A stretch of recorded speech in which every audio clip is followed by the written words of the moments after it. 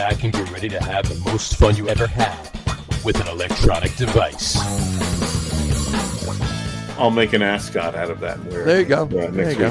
Tropical Ascot. Tropical Ascot. That was a reggae band, wasn't it? Tropical Ascot. Tropical Ascot. It was Tropical Ascot. It says Ziggy Marley in the Tropical Ascot. Ascot. After you score, you got a Tropical Ascot, eh? Yes, my Jamaican is Irish.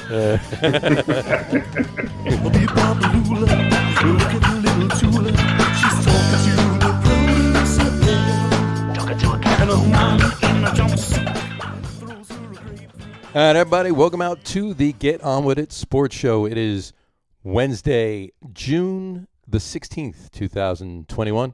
Jersey Johnny coming at you. With me, as always, is none other than Mr. Harry Lugnuts. Say hello, Harry Lugnuts. Hello, Harry Lugnuts. Pete will be along shortly again. He got tied up once again. He'll be along in a moment or two. But on that note, how the hell are you doing today? You know, I don't know.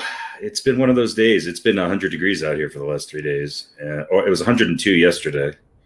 And I've been outside most of the day, so I'm kind of beaten down and tired. But lovely. I'm not complaining because you don't have to shovel heat. This is true. Some people do. Most people don't. Sure. If you're working in a coal-fired plant, I guess. This is true. You're technically shoveling heat. That's right. I actually saw somebody posted on Facebook today, or maybe it was Instagram, a picture of their thermometer in their car. In Arizona, it was 131 degrees. Yeah, that's hot. Yeah, that's hot. A little bit. Yes. The small boys were bursting into flames. It was like that's right. Yeah, you can crack your windows all you want. It's not going to help anything. No, it wasn't. That's why the number one selling accessory in Arizona is a remote car starter. Yes. Yeah, that's for sure. Yes. And does that guarantee the air comes on too, or you just have to make sure you leave it on before you? Guess you got to leave it on, or else you need oven mitts to open the door to get in there. True story. Yeah. True story, Sam. Yes, you can fry a pizza on the hood. So you can cook your lunch while you're driving home. Sure, if you don't die of heat exhaustion. I don't. You know, I've been in the desert. I've been in the desert in a horse with no name.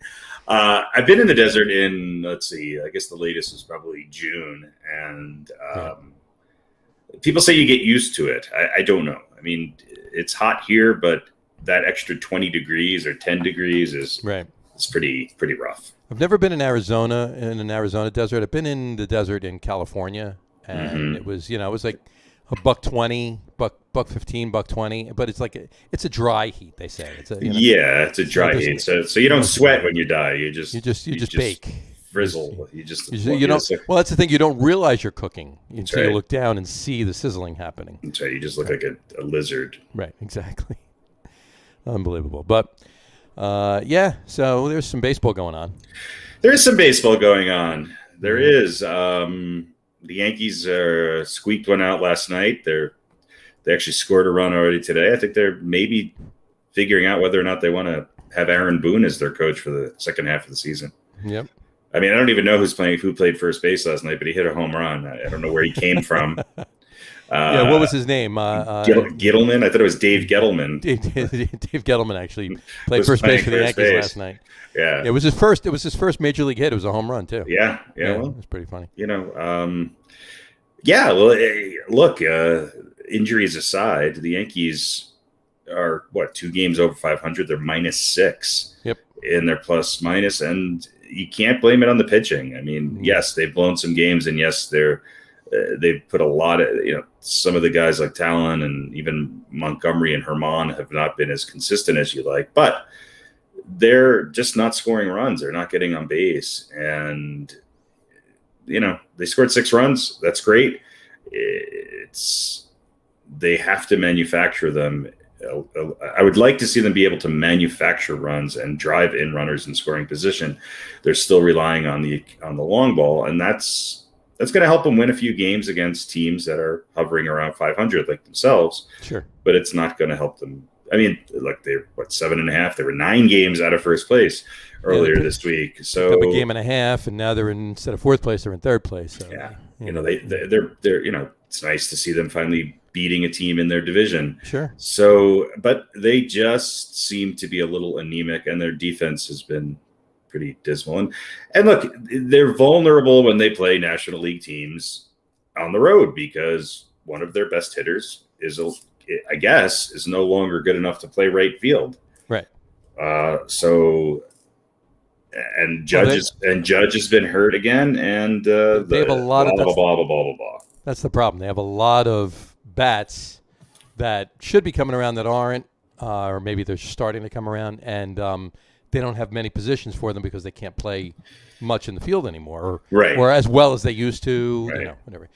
But yeah. It's really look, everybody's numbers are down this year, but I think in some ways it's really about the Yankees getting on base, working the pitch count, something the Yankees have always been good at, sure, which they're not doing this year, and making sure they get that run in the third inning that maybe doesn't seem important but winds up being very important. That's what they're really missing this year. They're missing the intangibles.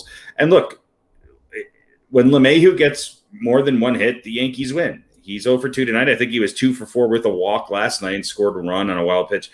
He's at the top of the lineup. He really does dictate what's going on with them. And he's not having a horrible year, but his on-base percentages and averages are considerably lower. He had a decent beginning of the week. He's 0 for 2 tonight, but he's already scored a run. So he scored their only run. So, I mean, that's my point in all of this, is that they're still juggling this lineup. Judge is back today. Stanton's in the lineup. They got Torres, hitting third. I like the lineup that they have in here today. We'll see what happens. We'll see if it can produce a win.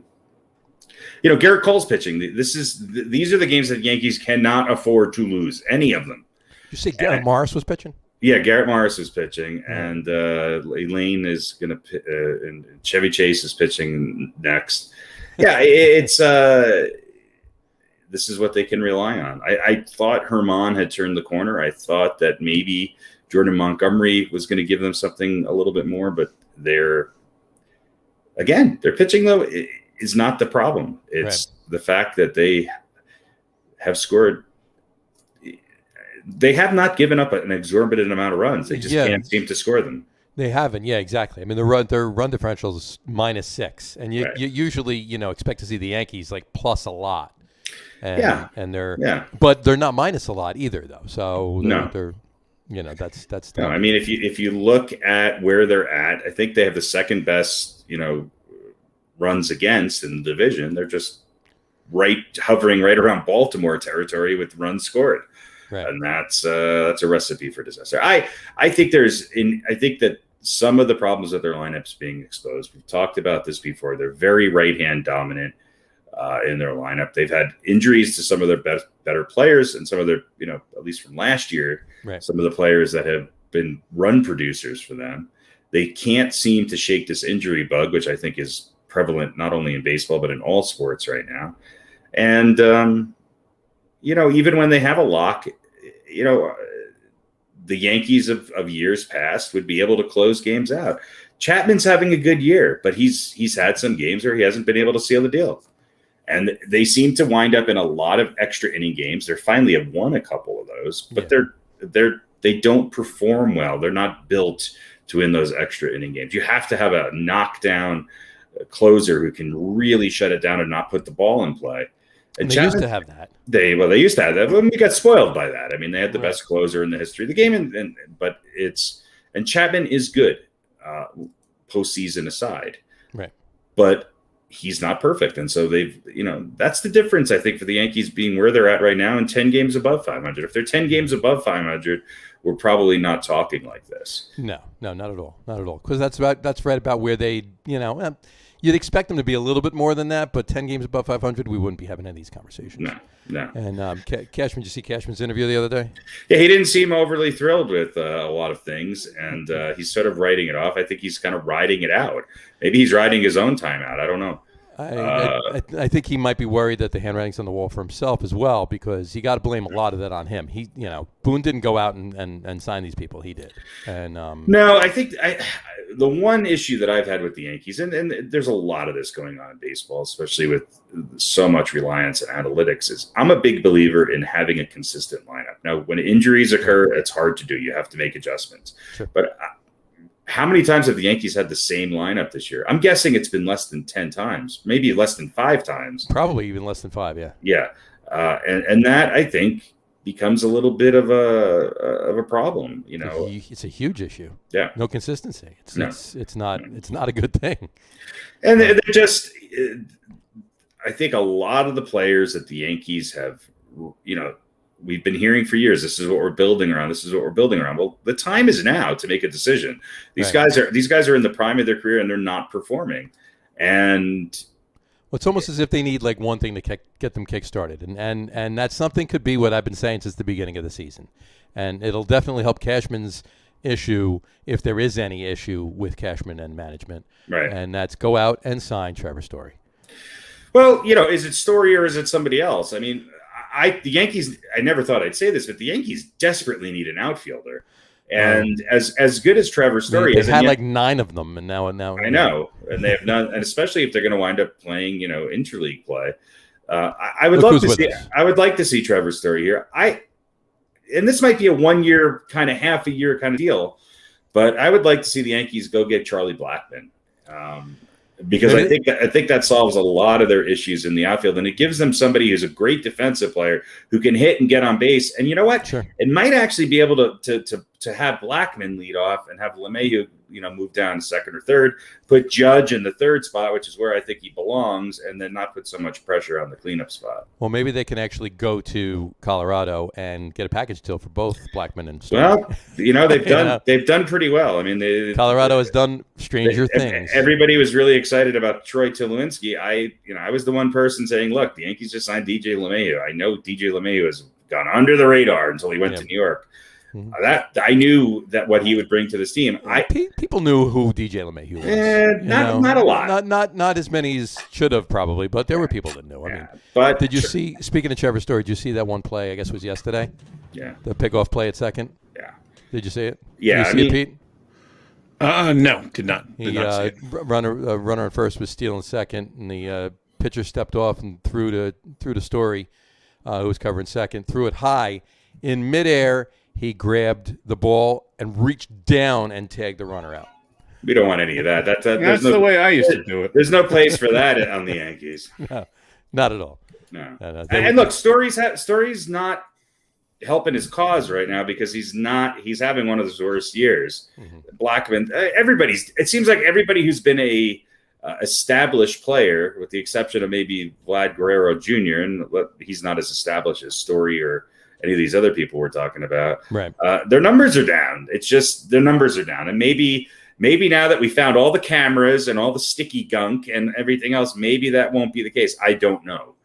But I don't think that's really the issue. I think it's become a very pitching dominant game. And then there's games where it's 10-8 and people go nuts. But it's on the whole, it seems like people are not working the count, and they're no, the batters are not working. They're not getting on base. They don't know how to. They don't know how to manufacture a base runner, a couple of base runners, and a couple of runs. Art is like, if you put somebody on second base, me, and Pete could get that guy home 50% of the time. Yeah.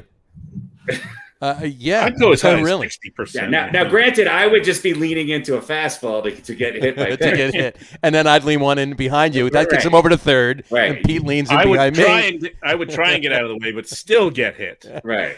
But the run scores. So okay. And the pitcher gets tossed. Which is why we can get the runner in. Right. So, but in any event, it just it seems like baseball's opening up a little bit. It just seems like there's a big shift, and the teams that are lighten it up a little bit are the teams that are always a surprise. The Oakland A's and the San Francisco Giants are having a good year. It's interesting where things are heading. There's a lot of parity. There's a ton of parity. whatchamacallit, he I'm just reading a couple of things here. I'll bring them up in a second. I was just going to say, as far as the ticky tack and the sticky tack and spider tack and all of that stuff, obviously you both read it. The Major League Baseball is cracking down on illegal substances effective Monday, June 21st. It's next Monday. Pitchers will be prohibited from using spider tack or their favorite, which is appears to be sunscreen mixed with rosin. They can't use any of that anymore. What's the SPF? I know they usually use 30, but sometimes they actually go up to 100. Most days I come home with a lot of sunscreen mixed with sawdust. Exactly. I don't use it to throw pitches. No. But umpires will actually be doing periodic checks on pitchers throughout the games, and any pitcher who is caught using a foreign substance from Monday forward will be ejected and suspended. Yeah. So they're cracking down. And they said there was a report out that, whatever pitchers were using it, they've backed off, obviously knowing this was coming. Whatever. And they said that they've noticed over the last several days or week or whatever it's been that they've noticed an uptick in a downtick in spin rate and an uptick in batting average. I don't think this is the case. I don't think you're going to see everything switch back to what it was 2 years ago. I think we're having some of the best basketball in the history of the NBA in the last few years, and we're talking about whatever it's called. What is it called? Something tack? Spider tack. Spider tack, and the NFL. Yeah, and I don't understand it. Well, you want to know the league average numbers here? Mm-hmm. I think we talked about this about a month ago. Right. League average, batting average by team or overall is remaining steady at 238. Yeah. Remaining steady at 238. There you go. Well, 313 is slugging is 398, ops is 711. Here's this is great. It's the on base percentage that is staggering. The on base percentage is 313. Yeah. Yeah. The Astros lead batting average with 274. Yeah. Which is pretty respectable. Which in the 70s would have been pretty close. I mean, would have been leading the league, Yeah. And the Astros are also made of players who can fabricate runs and are good hitters. Right. And they've lost a few of those to other teams, but that's why the Astros have won a World Series and have been in it for the last few years. Exactly. Now, granted, some of that might have to do with some cameras in the outfield, but that's the other story that was out here today is that, everybody had cameras in the outfield. Wasn't that a movie back in the 90s? Cameras in the outfield. Cameras in the outfield. Danny Glover was in it, right? Yeah. Yes. He's a former wedding videographer. Yes. Danny Glover. Video technology to help the Angels win a pennant. Danny Glover and Bridget Fonda as the scrappy outsider. The scrappy team owner's daughter. That's right. And was also happened to be a great base running coach. That's right. Amazing. Nobody gave her a chance. And Steve Buscemi was the IT guy. Of course. Who was getting... It's the 90s. He was getting paid off by the A's to sabotage the team. Yeah. Because they didn't make him a manager 34 years ago. Exactly. So he stayed on as the IT guy. And that's right. This year was the year he gets his revenge. Brought in Bridget Fonda to help him manage the team, and the old school Danny Glover, who was people think was portraying Don Baylor. Right. The movie writes itself. That's right. The this just in, DeGrom had struck out 8 and had a whatever you would call it, like a third or fourth inning, perfect game going into that point, and he's out of the game. He walked off the diamond after the third inning, I believe I saw, and walked right down in the tunnel, right shoulder soreness. So last Friday, when he left the game after I believe it was the 6th inning, he had right forearm tightness, tendinitis. Tendinitis. That doesn't bode well. I think you got to put him on ice for a little while. So he needs to skip a start. Is what he needs. He's just maybe throwing the hell out of that ball. He just needs to. He needs to skip one start. Can he DH in interleague play? Yeah, right. But the Mets are up 3-1, and it is the top of the 4th right now. Looks like 1 out, 0-2 on the batter, run around first. It's starting to be the dog days of baseball, and we're gonna see things shake out around the All-Star game, and I think you're gonna see some changes in managers. I think you are too. Reed Foley is in for the Mets, and he promptly gave up a run already. So it was 3-0. Now it's 3-1. But in any event, the Mets are 9 games over 500, and they're 5 games over the Phillies. And I thought, the Phillies were one team that I thought would be a surprise and kind of challenge the Mets this year. I mean, that division is the Mets are the only team above 500. I mean, the Braves are 4 games under 500. I mean, with the Phillies, the Braves, and the Nationals, I mean, there's been some disappointment, which is helping the Mets' cause. Yep. But yeah, it's the Mets seem to be able to put together games where they're winning. They're only plus 21. Yep. It's almost like they don't know any better. Yeah, it's a little bit of that, and they're going to have to go. They're going to have to go through a lot of arms in the bullpen tonight. So hopefully Reed Foley can pull it together and give them long relief. Otherwise, I think the Cubs are going to find a way to win this game. I mean, they pulled 2. The Cubs won 5 straight. I know and the Mets have been playing good ball. I mean, right now their last 10, they're 7-3. They took the first 2 from the Cubs, but hopefully they find a way. But as far as DeGrom goes, just a couple of notes. He's the fastest. He is the quickest starting pitcher to 100 strikeouts, and he did it in 61 2/3 innings to start a season. Since the mound moved to its current location in 1893. Which is I'm glad that completely arbitrary marker. Yeah. I'm glad the mound moved when they built the new Shea Stadium. Exactly. He's thrown the most strikes since the Fan Man landed in the center of the field. Right. But we're talking during the All-Star game in 1962. We're talking 128 years, though. I mean, that's a long time, No, Anyway, if there's ever a year where it's going to happen, it's going to be this year. He lowered his ERA, before today anyway, and I'm sure it's even lower. It's lower at this point, but he lowered his ERA as of last Friday through 10 games to 0.56. Yeah. Here's the question, though. Yep. Is this a team that, despite all the odds and the injuries, they seem to win in spite, or perhaps to spite, their manager? Yeah, who continues to make really questionable head-scratching, calls. boneheaded moves. I've sat almost every game and said, "Why the hell are you doing that?" And they still win. Every game, there's something that you go, "What the?" It's like they just don't know. Yeah. Right? It's like you said, they don't know any better. But right, like an all-rookie team that just doesn't know what pressure is. You know what I mean? Like a bunch of ninth graders. Right. They played a lot of games in division so far, and they're taking advantage. To their credit, they're taking advantage of these other teams. Slow start or maybe the reality. You think about it, though. I mean, they were beaten up on teams that were lower than them. With losing records, but. You know what? They played 7 in a week and a half. They played 7 games against the Padres. The Padres are one of the best teams in the league. They took 4 out of 7. They won the season series with the Padres. So there's that's what 90% of their damn starters on ice. And they're so far handling the Cubs, which is a pretty good team. Right. And the other thing is, we talk about what is it? Is it still 6 games that they have to make up? They still have to make up 6 or 7 or 8. We go, wow, they're only in first. Look, even if they lost all those games, they'd be right there. Right. So it's not like they're really only in first because of those games. Those are all losses. I mean, that's what I mean. Even but the games they got to make up are teams that they've already played and beaten on.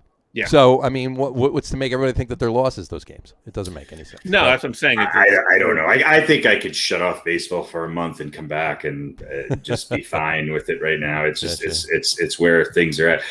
Look, I think the Chicago White Sox are the best team in baseball right now. Yeah, they're plus 107. Yeah, I mean they're just it's insane right now. They seem to know what they're doing. Again, the Yankees. Didn't the Yankees sweep them or win 3 out of 4 against them? And then they've gone. Then they've gone on this tank job. I think that we're going to see some. I think by the All-Star break, we're going to start to see where this season is heading. I think you're going to see some teams start to separate themselves a little bit. Yeah. You might not have it's shaping up where you might not have that many races for the division titles this year. It might all come down to the wild cards again. Could you imagine if a bunch of the wild cards are actually sub 500 teams? Yeah, it could be. I mean, I think Tampa and Boston will battle it out. In the American League, hopefully the Yankees can make a run at it. But even Toronto's, now 8 games back. Yeah. But the White Sox are already 5 games up on Cleveland. Right. Oakland and Houston will battle it out. The Mets are already 5 games up on their nearest competition. And interestingly enough, the Brewers, the Reds, and the Cubs and the Cardinals, that's probably the most interesting division in baseball. The Dodgers are starting to come back to life. They're only 1 game behind the Giants now, but we'll see. We'll see if the Padres are 5.5 games out. The Padres have lost to teams like the Mets. Even the Rockies have beaten the Padres a few times. So we shall see. It's going to be an interesting second half. But my prediction is Aaron Boone is gone. I would say you're right, and I would say I don't know if it's going to be in season though. They might, Cashman might pull a couple of things and obviously make some moves at the trade deadline. Whether it is something like Trevor Story or another shortstop or Charlie Blackmon, like you said, or whoever, and see what comes of it. But if something doesn't come together and they don't turn it around at some point, I think you're right. I think Boone's gone after the season. Yeah, and they're gonna run out of time. Anything. That's what we were talking about before you came on. It's like they're going to run out of time to mount a comeback. They're going to run out of time with these guys in the prime of their career too. And you have to be in the game to win it. You can't be on the sideline nursing injuries all the time. And it looks like neither Tampa Bay nor Boston are flukes. No. Look, pretty there. Yankees are a game over at home and a game over away, and 2 games under against 5 greater than 500. The Yankees are not a bad team. No, they're not. They really aren't. They're not putting anything. But if they don't change course, they're going to find themselves 10 games out of first place. Yeah, by the All-Star break. What's their longest winning streak they've had this year? 3. I think it's 3. Yeah. John Donovan just said, I'm sure he's referring to the Mets, obviously. He said, we did that with Terry, too. I'm not sure what you meant by that, John. Just right back in and let us know exactly what it doesn't managerial change even mean anything anymore with these players. You know what? Back in the day, it was historic. Some of the Yankees' biggest comebacks came when George Steinbrenner said, we're making a change. And they did, and it did change the course. Well, to your point, what Pete said before, it seems as if the Mets are, his decisions. I guess he was talking about that. There you go. It seems as if the Mets are able to win these games in spite of what Rojas is throwing out there. Well, it's harder. It's harder to manage. It's harder to manage a National League team. I'm sorry. It is. It's a harder thing to do. But to your point, they're winning. The managing is a little less important. It's not important, but it's a little less important than it was 30, 40 years ago. Yeah, I think it's way less important before the game. Right. Those kind of decisions are made by the analytics. Who's going to start against who, and this and that. Sure. And I think that's where you don't get, what is the image of the old school manager? The rumpled guy. Let the kid stay out there another inning, or there's this superstar. I got a hunch he's due. We pay this guy $10 million a year, and he never does. Sometimes the guy's making hunches or sticking with their guy or not sticking with somebody and making the tough calls. Look, Joe Torre didn't rely on analytics. I think he did a pretty good job as a manager. I'm not saying it's a bad thing. I'm just saying that's how we think of what was just really, until not that long ago, I think baseball manager's job was to kind of feel those things out. And I think a lot of managers these days are, especially in the National League, they're gonna wear their bullpen out before 3/4 of the season is done. Yeah. Because they do not allow anybody to stick around in a game anymore. Nope. Nobody goes into a second inning who's not a starter. Yeah. Yep. Right. There's no reliever who pitches. And you can't close one inning 2 nights in a row. What kind of bullshit is that? I know. No, you got it. Yeah. Well, I mean, a couple of them do. Like, for instance, Diaz actually closed on Saturday and Sunday, or Friday and Saturday, didn't on Sunday, and then closed on Monday. So, 3 out of 4 days he closed. So, I mean, that's something there. But for the most part, you're right, though. And John Donovan actually just wrote back, and he says, name a manager who is tactically brilliant. No one, because they're not allowed to be. Yeah, even if they are, they're not allowed to be. They're not allowed to be. They have to listen to the tactically brilliant statistician sitting behind the they got to listen computer. to a thick book full of Right. numbers. Exactly. Yeah. I wonder mean, what's his name? Who used to manage Boston and now manages Cleveland, or vice versa. I think he still, was. You're right. It doesn't make much sense anymore. But they need something. Some of these teams are doing it despite not having that manager, and some of them I think are relying too much. I don't think the Yankees' success. I don't think any of the Yankees' success has come from Aaron Boone. No. But I think now when you have to be able to motivate and kind of do some things. The other thing too is I think it's part of it has to do with the other coaches. That's really the thing that sometimes comes along with the managerial changes. You get the change in the hitting instructor. You get the change in some of these other coaches, which sometimes can get players out of a comfort zone and force somebody to come in and actually look at something a little differently and help somebody get out of a slump. Right.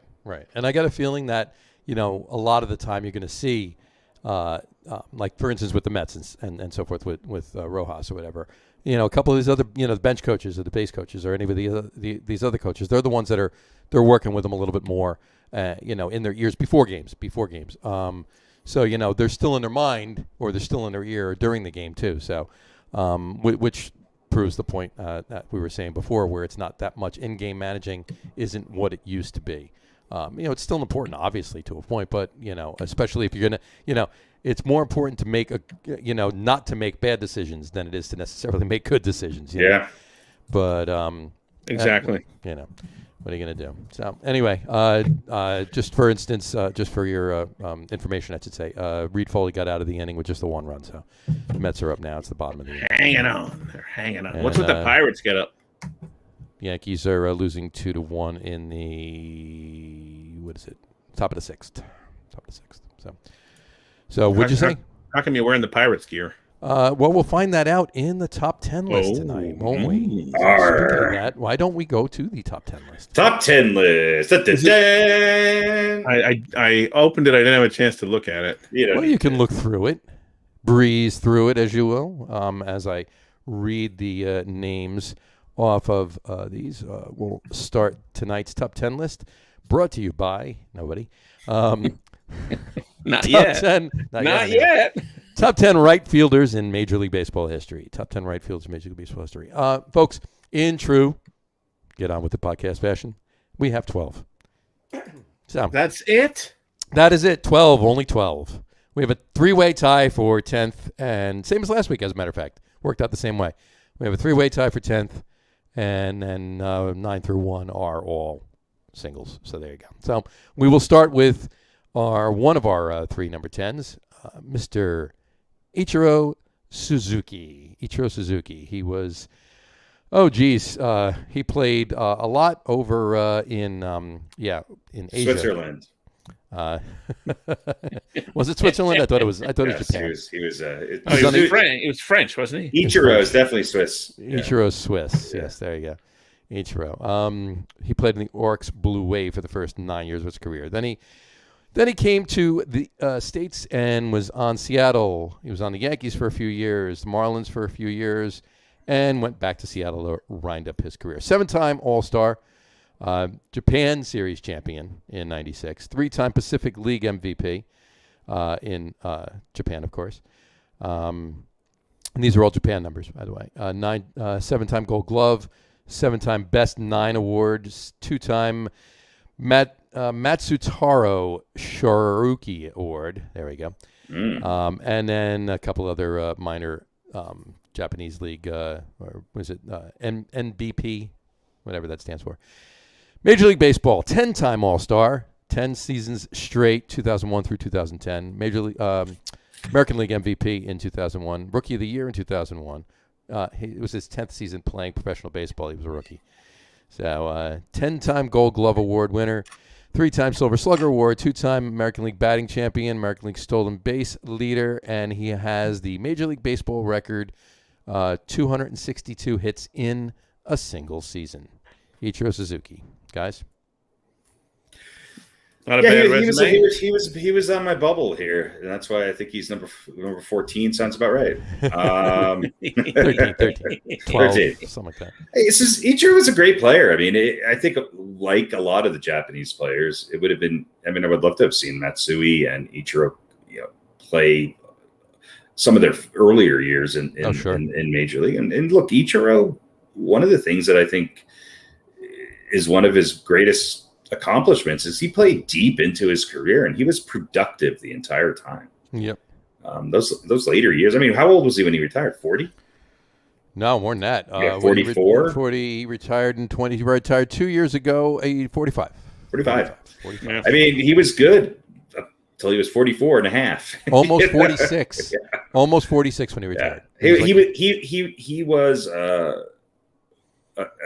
an old school player. He would be one of these guys that would be sort of frustrated with the state of hitting in baseball today, for sure. I think he would love it because he'd just go the other way. Right. Oh yeah, well he would be great. What I'm saying is that everything that he was able to do, no one can do anymore. Right. I mean, you're going to put the shift on for Ichiro? Come on. Yeah, and he's like Rod Carew. It's like, I'm going to put it right there. I'm going to drill it right there. Yeah, go ahead. You stand over there. I'm going that way. Yeah. 10 straight seasons of 200 plus hits. Yep. His on base percentage was incredible, and he was an incredible fielder, and he was a really good fielder. He was a great base runner, and he was a good baseball player. He's one of the he's obviously one of the best ever to come out of Japan, and he's probably going to wind up in the Hall of Fame if he's not already. I don't think he's eligible yet, right? No, he's not eligible until 24. He'll probably go in, I guess, as a Mariner. I would imagine. Yeah. That's where, that's where his best years were. Yeah. I mean, Jesus, just almost 3,100 hits. Yeah.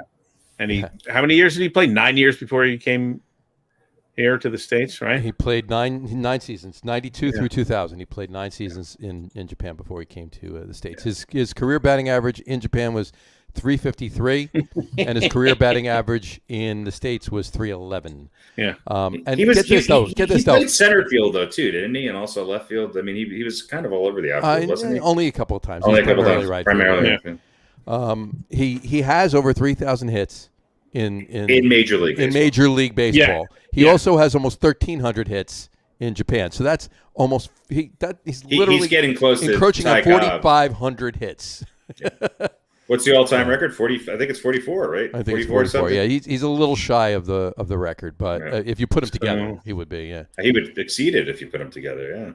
Yeah. 10,374 plate appearances, 1,080 strikeouts. So basically 1 every 10. Yeah, right. Which is pretty impressive. Unbelievable. It just look he was really a 4-tool player. He didn't hit a lot of home runs, but he was pretty spectacular at those other 4 tools. How many runs did he score? I mean, that's really. I think we put too much emphasis sometime on the home run.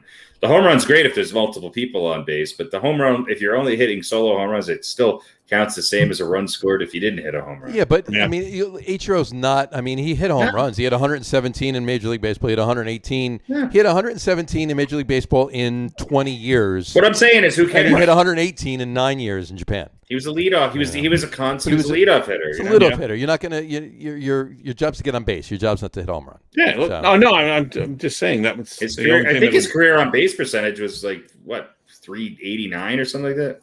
350. Okay, so that's not quite. Well, at least in the majors. Yeah. Right. So, well, there you go. Tied for number 10, Ichiro Suzuki. That moves us to 500 stolen bases too, by the way. Yeah, that's what I'm saying. Oh yeah, 6. Let's throw that in there too. 708 stolen bases between. And how many runs did he score? 1,400 in the 1,400 baseball. Yeah. 1,400. Yeah. 200 hits a year, stealing bases left and right. Let's put it this way: if all of these numbers, pardon me, if all these numbers were all in Major League Baseball and he didn't play at all in Japan, he'd be higher on this list. Yeah. I just wish he would have came to the Yankees sooner. How many seasons in the majors? 20. Yeah, so averaging 40 stolen bases a year. Yep. Who's done that lately? No one. I don't know. Nobody, right? That would be stolen. But talk about the lost art of baseball. Yeah. Stolen bases got to be right up there, right? Stolen bases, small ball. It's all gone. 6 guys in the league that can legitimately steal bases. That's what makes playing baseball fun. I mean, just standing there and striking out or hitting a home run isn't. Sure, the numbers are great. Well, it's fun if you hit the home run. And you're listening, and yeah, it is, of course. But listening to the, I just mean for watching. Listening to the broadcaster, get elated and everything else. But is what it is. So yeah. So number 10, tied for number 10, Ichiro Suzuki. Another tied for number 10 is Mr. Harry Heilmann. Harry Edwin Heilmann, nicknamed the Slug, or just Slug, I should say, actually. Played for the Tigers and the Reds. Started playing in 1914. Played for the Tigers in 1914 and then 1916 through 29. And then he played for the Reds in 1930 and 1932. He's a 4-time American League batting champion, all with the Tigers. Career batting average 342, 2,660 hits, 183 home runs, and 1,543 runs batted in. Of course, he is in Cooperstown. Harry Heilmann, tied for number 10. Guys? Harry Heilmann.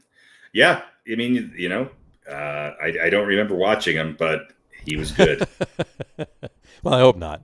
Yes. He'd be a little older than you should be. He was a play-by-play announcer for the Tigers for 17 years, too, after he finished his career. So there you go. Number 10, tied for number 10 also, Harry Heilmann. All right. And also tied for number 10, the third of our triumvirate number 10s. We have a lot of wild card entries. Is none other than Mr. Dave Winfield. David Mark Winfield, to be exact. He played for the Padres for the beginning of his career, 8 years, and he best known, obviously, for his career with the Yankees for, 10 years in the 80s, or throughout the 80s, the whole decade. Then he went to the Angels for a couple of years, Blue Jays for a year. Luckily, he went to the Blue Jays for a year because he won a World Series there. World Series. He was kind of instrumental, too, to the chemistry of that team, absolutely. That's for sure. He was on the Twins for a couple of years, rounded up his career with the Indians. He 12-time All-Star. World Series champion again with the Blue Jays in 92, 7-time Gold Glove Award winner, 6-time Silver Slugger Award winner, Roberto Clemente Award winner in 94, National League RBI leader in 79. His number 31 with the Padres is retired. He's in the Padres Hall of Fame. Of course, he's in Cooperstown. Career batting average 283, 3,110 hits. And the RBIs are pretty impressive. 465 home runs and 1,833 RBIs. Dave Winfield. Tied for 10. Guys? Yeah, I sort of forgot to put him on my list. He should have been right where he's at, I think. Winfield was one of those guys who I think his reputation got hurt because of the bullshit treatment that he had by the Yankees in the 80s. He sort of became the whipping boy, the excuse for why they weren't performing as well as he was. But sure. For that span, he was. Look, a lot of people loved Don Mattingly, and rightfully so. But for the years when they played together, Dave Winfield was the best player on the Yankees and one of the best players in baseball. He was a unique player. I mean, his size, the way in which he approached the plate, he had a hell of an arm. He was a really good outfielder, which I think people forget about. Mm-hmm. And his numbers don't lie. I mean, he was kind of an old school slugger, and he put up the numbers consistently. He had some great years after leaving the Padres, coming to the Yankees. It's just he didn't deliver on getting the Yankees past, a couple of postseason entries and on to a championship. They paid a lot, they paid a lot of money for him. More than Steinbrenner thought that he was paying because of a clause in the contract. And sure. I think that chapped his hide a little bit for him, and he had something out against them. Yep. And don't forget the when he was arrested in Toronto. The pigeon. Yeah. I think it's ironic that he came back to a team called the Blue Jays.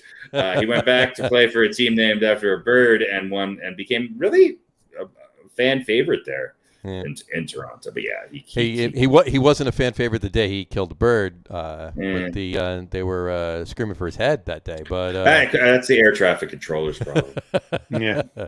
What's the they were thanking him one less bird in the flight path. What's the flight code for Toronto again? I forget. What was that again? Yeah. Something with a Y or something like that. I don't know. Yeah. In any obscure event, prog rock reference. enter obscure prog rock reference here. Not that obscure. Well, I guess it is. It's not really. That's not really that obscure. We're, if it was a Triumph reference, it would be a little more obscure than Rush. Right. I mean, come on. Right. How did Triumph ever write a song about the Toronto airport? Well, no, but they wrote a song about Dave Winfield. Dave Winfield, exactly. Yeah. Okay. Exactly. I think it was on the Sport of Kings. He was Rick Emmett's favorite right fielder. Absolutely. Yeah, he was a good. If you were not a Yankee fan, he was a good Yankee to hate because he was just so good. Sure. So yeah. He was kind of a classy guy. He always kind of rose above the bullshit, and he was pretty even keel for, a superstar. I mean, he was the one of their first huge signings. Mm-hmm. And look, I think had he had more success in the postseason, which is a lot of what people rank Yankee individual players' successes on, had he had some of that, I think he'd be not only higher on this list, but you could make an argument that he'd be right there with another certain right fielder, maybe as the second best right fielder in the history of the Yankees. There you go. And I don't know why, and I'll bring it up really quick, but I don't know why, but every time I talk about Dave Winfield, I just remember that Channel 11 WPIX commercial back in the 80s when they were spelling out the call letters, and they said W for Winfield, and it was Dave Winfield doing the I just remember he had a mustache that looked like it was like 5 feet wide. It was crawling across his face. Yeah. Anyway. He was sort of a star, though. He had that kind of. I mean, what was he? 6'7"? Something like that. I think at least. Yeah. He was 6'8", maybe. 18 feet 9 inches tall. He was 18 feet 9 inches tall. He was kind of a 6'6". He was 6 foot. 6'6". Because he sort of he was a star. He stood out everywhere he went. He was a bona fide celebrity at the time in New York, and he's still. He was the most consistent part of that Yankee team for a long time. Yeah, he was. There you go. Also tied for 10, Mr. Dave Winfield. All right. And number 10 on our list. And that finishes our top 10, 3 10s. Now we move on to number 9. Here we go. Number 9 on our list is Mr. Larry Walker. Larry Kenneth Robert Walker, to be exact.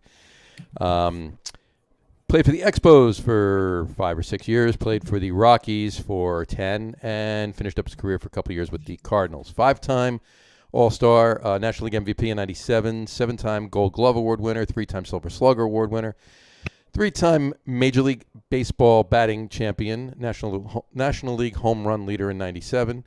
Of course, he is in Cooperstown.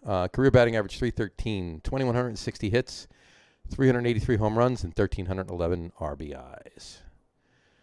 Mr. Larry Walker, 9 on our list. Guys? Definitely the best mullet on our list. Oh, there, of course. Yeah. Larry Walker was a hitting machine. I mean, he was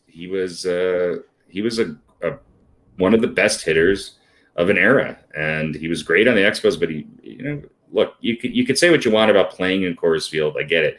His numbers were equally as good on the road as they were in Coors Field, and he became the only player in Major League history to register both a 700 slugging percentage and 30 stolen bases in the same season, and won the National League MVP. Sure. So he was a guy who was just an incredible athlete, great fielder, good on the base pass, and not only a slugger, but just a guy who was one of the best hitters in the league for a long time. Mm-hmm. Yeah, and I mean he won 7 Gold Gloves. He was a big part of the Expos having the best record in 1994, but never got to do anything with it because of the strike either. Right. Too. So, Right. and then the next year he was in Colorado. Yeah. Yeah, But, didn't have that great of a postseason numbers, but Yeah. he was a pretty reliable guy. Did he play in the postseason only for the Cardinals, or did he play was he on that Rockies team that made it to the postseason? Because I think he went to the Cardinals before the Rockies made it to the World Series. Yeah, that's for sure. Yeah, he was on the Cardinals. with the Rockies. Actually, he was done by the time. Colorado, 1995. Okay, one series, I think. Yeah, division series. Only played 4 games. Yeah, he didn't have a lot of opportunity. He had 28 games. Yeah, that's not bad. That's not I mean, let's see. It was 230, 350, 510, 51 bases in 28 games. It's not too bad. There you go. 7 home runs. Yep. I mean, just low average. Didn't match up anything close to his regular season, but still, most of it was with the Cardinals, and most of it was towards the end of his career. Well, it was when they traded him to when Colorado traded him to St. Louis. That year he went to the World Series. Well, he hit 333 with the 444 on base percentage in the 2004 NLDS. And then he had 357. He had 357 in the World Series. I mean, they lost to Boston, but 2004 was a good his year. His slugging percentage in the World Series was 929, and his OPS was 1.366. Yeah, 13 total bases in four games. Mm-hmm. So yeah. Boston swept St. Louis and Colorado in the World Series. Huh? Yep. Yes, they did. He was about the only guy doing anything for Colorado. Yeah. Well, that was with St. Louis, but yeah, he wasn't on the Rockies when he was. No, he was done. No, the year after he retired. The year after that World Series. And look, the Blake Street Bombers. Those Rockies teams were fun. I mean, Andres Galarraga and Larry Walker and what's his name? His kid is playing shortstop now for the Blue Jays. Dante Bichette. Sure. And then later on, what's his name showed up at first base. I mean, the Rockies had a really good teams that year. It's just they couldn't get past some of these other teams. And Larry Walker, one of the all-time great moments in baseball history, turning the batting helmet around and batting right-handed in the All-Star game against Randy Johnson. Yeah, you'll never see something like that again. Well, talk about mullet on mullet. Yeah, that was mullet. I think he lost that battle too. Oh yeah, there's no better mullet than Randy Johnson. Johnson's mullet. Not the at bat. You're just talking the mullet battle. The mullet battle. Exactly. So, anyway, number 9, Larry Walker. We move on to number 8, and number 8 is Mr. Tony Gwynn. Anthony Keith Gwynn Sr., to be exact, nicknamed Mr. Padre. Played for the Padres from 1982 till 2001. 8-time National League batting champion, 15-time All-Star. 8-time batting champion. 8-time batting champion, yeah. Who's going to do that nowadays? 8-time batting, yeah. How about one time? For one team. Yeah. 8-time batting champion. 15-time All-Star, 5-time Gold Glove Award winner, 7-time Silver Slugger Award, Roberto Clemente Award winner, 99. His number 19, of course, is retired with the Padres. He's in the Padres Hall of Fame. Of course, he's in Cooperstown. Career batting average 338, 3,141 hits, 135 home runs, and 1,138 RBIs. Mr. Tony Gwynn, number 8 on our list, guys.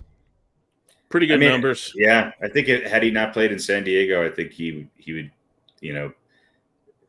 his accomplishments would be better recognized.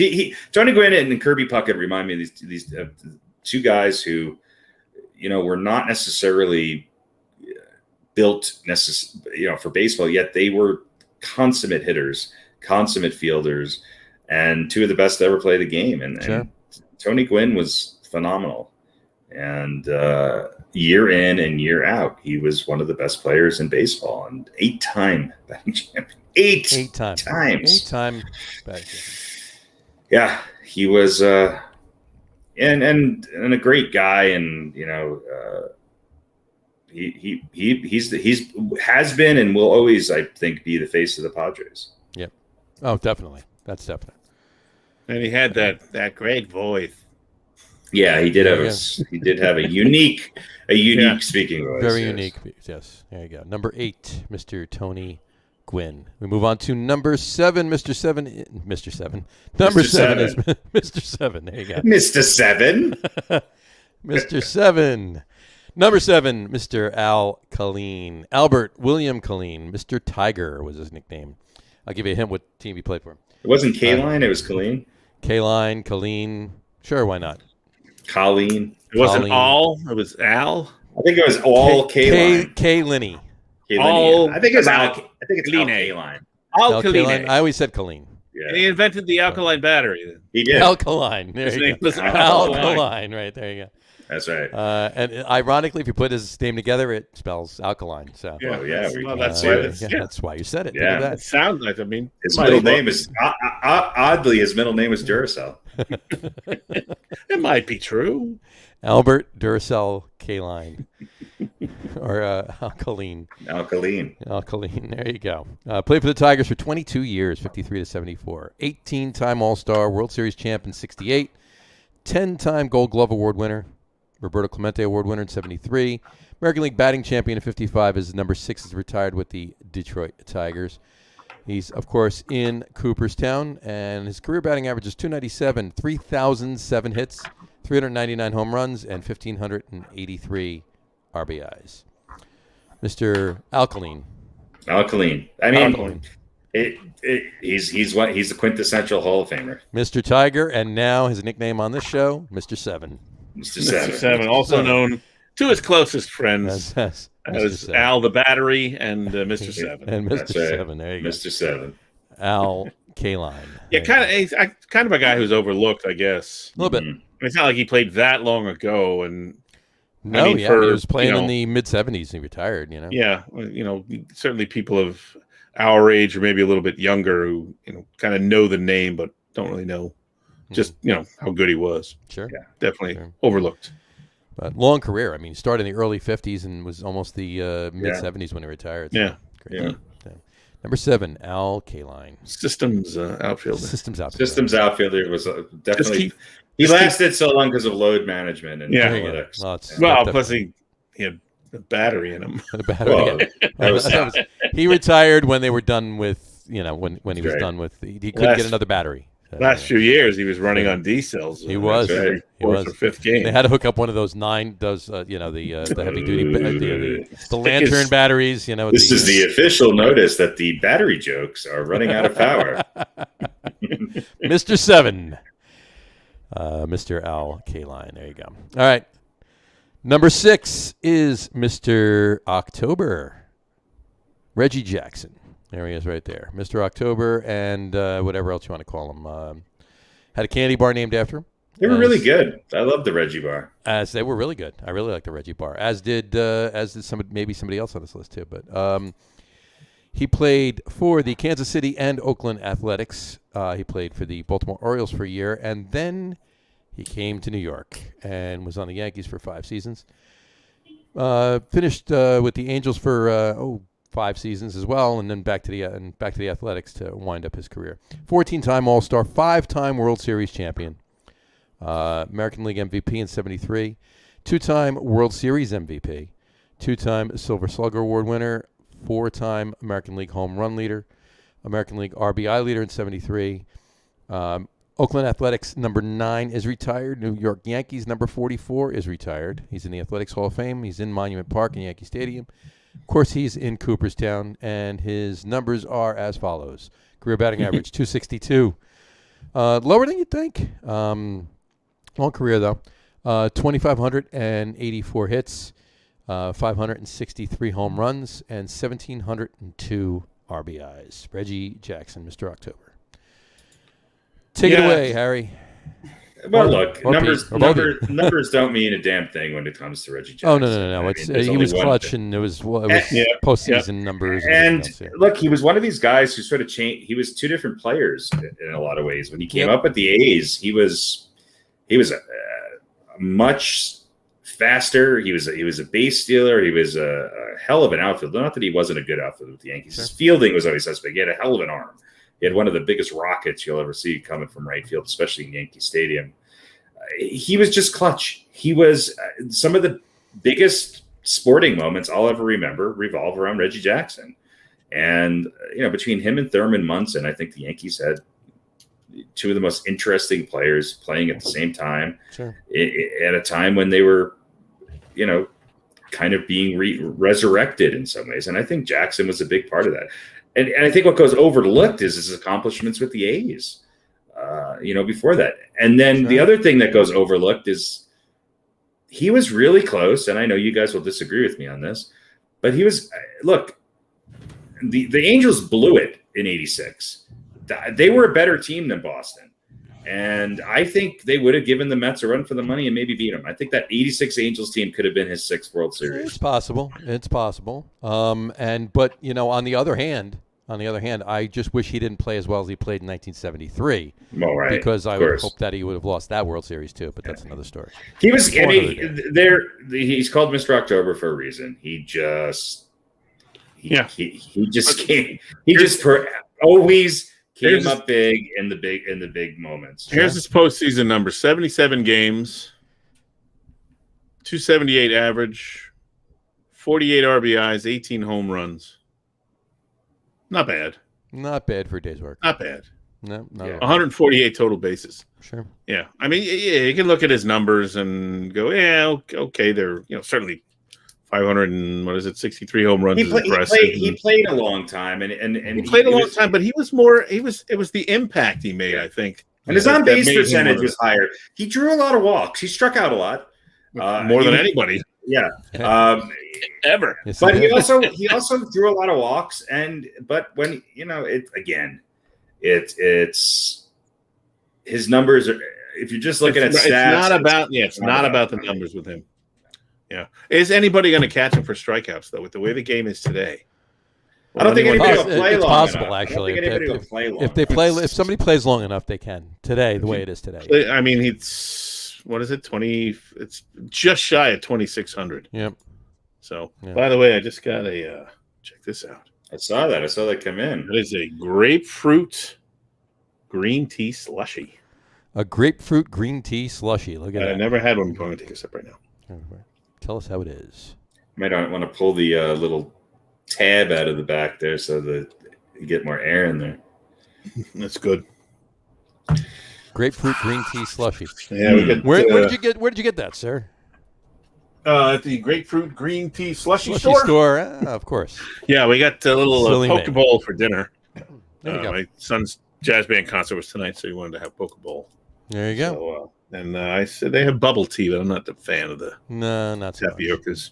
So I said, get me a slushie. And they were nice enough to bring it to me now instead of me going down to drink it 2 hours from now when it's just a mess. When it's just a mess. Yeah, I don't want that. Pretty good, though. Maui Poke Bowl in Comac, New York. There you go. If you're in Comac, go to Maui Poke Bowl. Shout out for the mango green tea slushy. Is that the oh no, you weren't in Poke Bowl, you were at ramen that night when you picked up the and you did the beginning of the show from the car. Yeah, that was a little farther away. Okay. This is really good though. I've never eaten their food, but I can now recommend the grapefruit green tea slushy. There you go. All right. Well, anyway, on that note, for Mr. Reggie Jackson, number six on our list tonight. There you go. All right, that brings us to number 5. Number 5 is Mr. Mel Ott.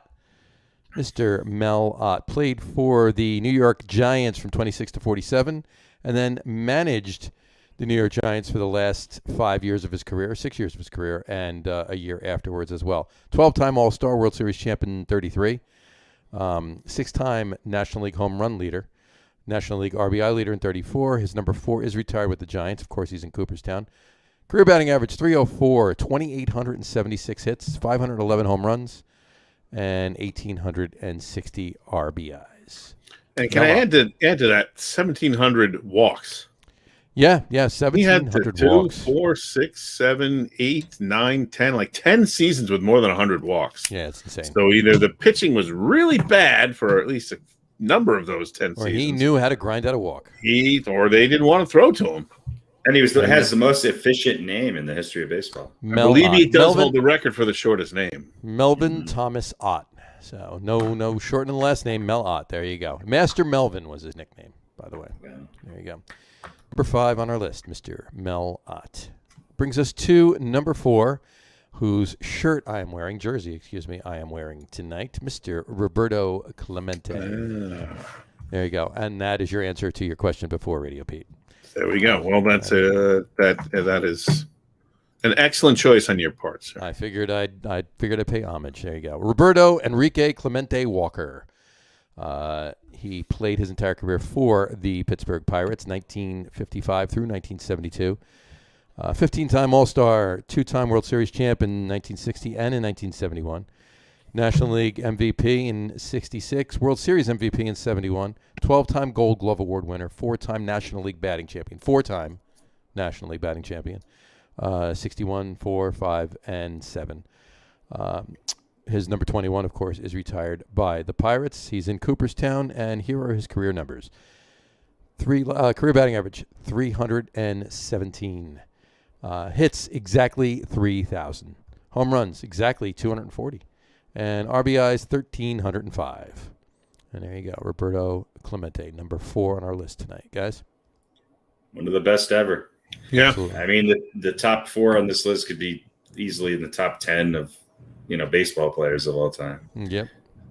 And amazing. And if you've been paying attention, any of these stats we read, a lot of these, players that are making our top 10 obviously are in Cooperstown or going to Cooperstown or already in Cooperstown, and they all have a lot of things in common with their stats and their accolades and everything else. But a lot of them do have one thing in common, and they have the Roberto Clemente Award. Yeah. So interestingly enough, Roberto Clemente never won that award. He did not. No. Actually, I think in the privacy of his own home, he probably won it every year. Yeah, every night he just gave it to himself. Yeah. Major League, when he retired, Major League Baseball renamed the annual Commissioner's Award in his honor. So it's the Roberto Clemente Award. So it's given to the player who best exemplifies the game of baseball, sportsmanship, community involvement, and the individual's contribution to his team. So those are the stipulations there. So there you go. Number 4 on our list. The man. We almost had the same 4 guys, not quite in the exact same order, but pretty close to the same order too. I'm surprised this list is as kind of matched up as it is. We were pretty much in there. Yeah, I can't believe I left Tony Gwynn off the list, though. That was a bit of an oversight. A bit of an oversight on my. Well, but I only had 10. But he wouldn't have been my 11th. I would have moved some guys down. Now I was in a bit of a rush. Sorry. No worries. He's still on the list. He's still on the list. He's on the list. It proves our point that he's maybe one of the most underrated, overlooked players in the history of the game. If it wasn't for Minetti, I probably would have been. That's right. I probably would have been 5th. Yeah. So there you go. Number 4 on our list once again. My bad. Roberto Clemente. All right. That brings us to number 3. Number 3 on our list is Mr. Frank Robinson. Frank Robinson. No middle name, no nickname. Frank Robinson. There you go. Mr. Yeah, Mr. Frank Robinson. There you go. Mr. Frank, Mr. Robinson. He's played his. Also known as Mr. 3. Here's to you, Mr. 3, yes. Here's to you, Mr. Robinson. He played for the Reds. He played for the Orioles. He played for the Dodgers. He played for the Angels, and he played for the Indians.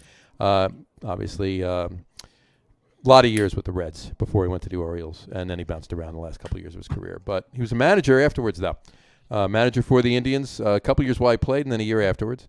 Managed the Giants for a few years in the early 80s. Managed the Orioles again for a few years.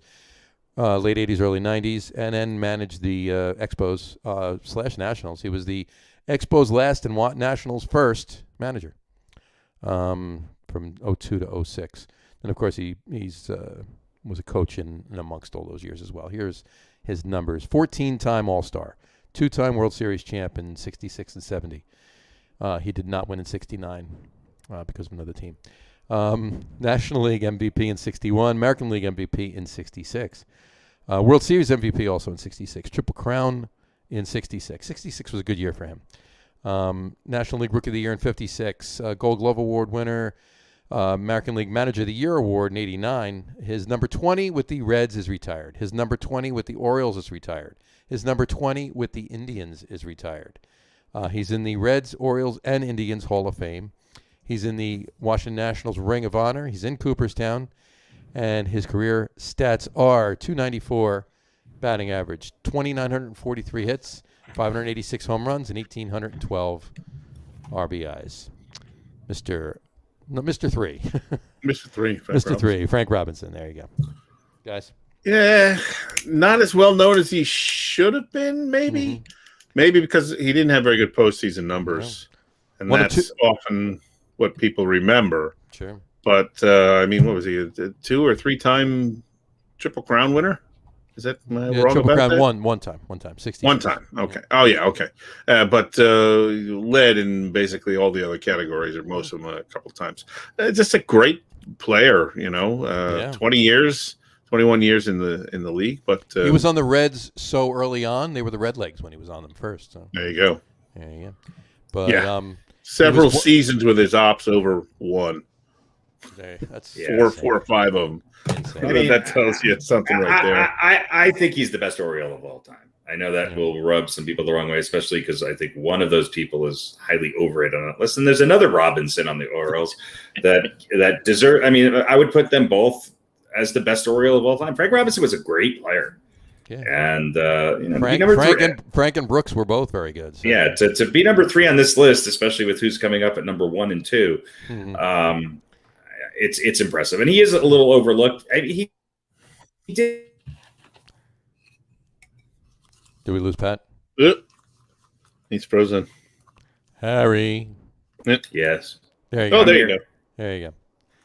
Yeah. So we didn't hear any of that. That's okay. Let's move on. Number 2. I think it's the most brilliant thing you've ever said. I think it was very good, actually. No, but you're absolutely right, though. He was one of the best Orioles ever. You could put him in wherever. I mean, we'll go around another. I have him at number 1. When we get to if this podcast gets that boring that we have the top 10 Orioles all the time, then he's your number 1. I got you. All right, number 3 on our list, Mr. 3, Frank Robinson. How about top 10 Orioles right fielders? How about top 10 Robinsons? Top 10 Robinsons on the Orioles that played the outfield. Just top 10 Robinsons. We might have 12 of those. Well, Mrs. has to be in there, right? Top 10 Robinsons would be very interesting. Right. That would be very interesting. We could do that. We could do something like that. Why not? I mean, who's going to win it? Is it going to be David Robinson or Robinson Crusoe? I don't know. It could be a lot. It could be. I don't know. We'll figure it out, though. But all right. Let's move on to number 2. Number 2 is Mr. Hammer and Hank Aaron. Henry Louis Aaron. Hammer or Hammer and Hank were both his nicknames. He was on he started on the Indianapolis Clowns for a season, and then he moved on to the major. Doing mostly kids' parties and bar mitzvahs. Exactly, right. He was on the Milwaukee. Why would you name a team that? I don't know. He was on the Milwaukee and Atlanta Braves from 54 to 74. And he finished up his career for a couple of years back in Milwaukee on the Brewers. Ready for this? 25-time All-Star. Yeah. 25-time All-Star. World Series champ in 57. National League MVP in 57. 3-time Gold Glove Award winner. 2-time National League batting champion. 4-time National League home run leader. 4-time National League RBI leader. His number 44 is retired by the Braves. His number 44 is also retired by the Brewers. He's in the Braves Hall of Fame. He's in the American Family Field Walk of Fame. He's in the Brewers Wall of Honor. Major League Baseball All-Century team he made. Here's his Major League Baseball records. Here we go. 2,297 career RBIs. 6,856 career total bases. 1,477 career extra base hits. There's another number on there that was broken several years back. We know what that was. And no, I don't believe that was broken. You don't believe it was broken? Not legitimately. Well, it was legitimately or illegitimately broken. It was broken by somebody in San Francisco. But in any event, he's in Cooperstown, and the rest of his numbers are as follows. Career batting average 305, 3,771 hits, 755 home runs. That's the record, obviously, we're talking about. Yeah. And RBIs, we mentioned it before, 2,297. Mr. Hammer and Hank Aaron. 2,000 RBIs. That's ridiculous. 2,297 RBIs. Amazing. One of the best moments in sports history was when he broke, the home run record. I mean, and again, we have a lot of candy bars on this list tonight. Yes, we do. Yes, we do. Yeah, that's true.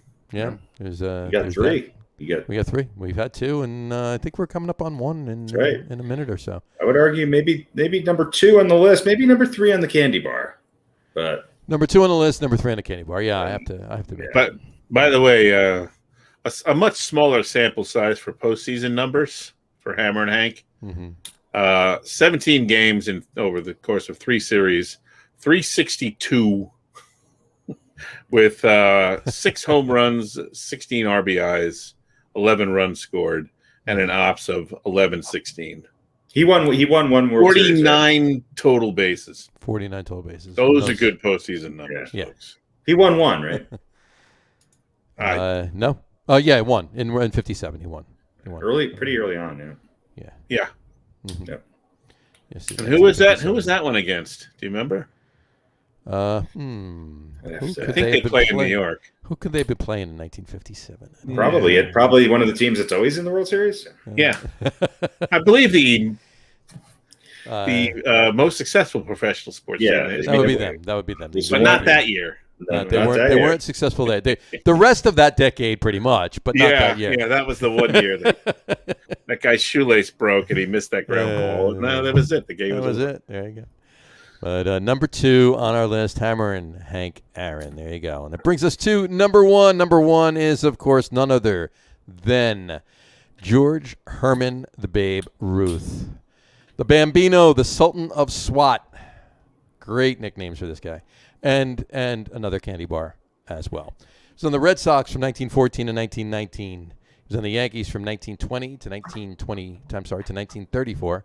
And then he finished up his career back in Boston on the Braves in 1935. 2-time All-Star. Only a 2-time All-Star. Why? Because they only started the All-Star game late in his career. Actually, he was named to 2 All-Star teams in the 70s long after he was dead. 7-time World Series champion. 7-time World Series champion. 1915, 1916, 1918, all with the Red Sox, and then 23, 27, 28, and 32 with the Yankees. American League MVP in 23. AL batting champion 24. 12-time American League home run leader. 6-time American League RBI leader. American League ERA leader in 1916. Yes, he pitched 2, folks. His number 3 is retired by the Yankees. Of course, he's in Monument Park. He's in the Red Sox Hall of Fame. He's on the all-century team, all-time team. And just I could go on and on with other career achievements and records, but I'll just mention his career stats. Of course, he's in Cooperstown, by the way, as if you didn't think that. Career batting average, 342. Career hits, 2,873. Career home runs, 714, was broken by the previous gentleman.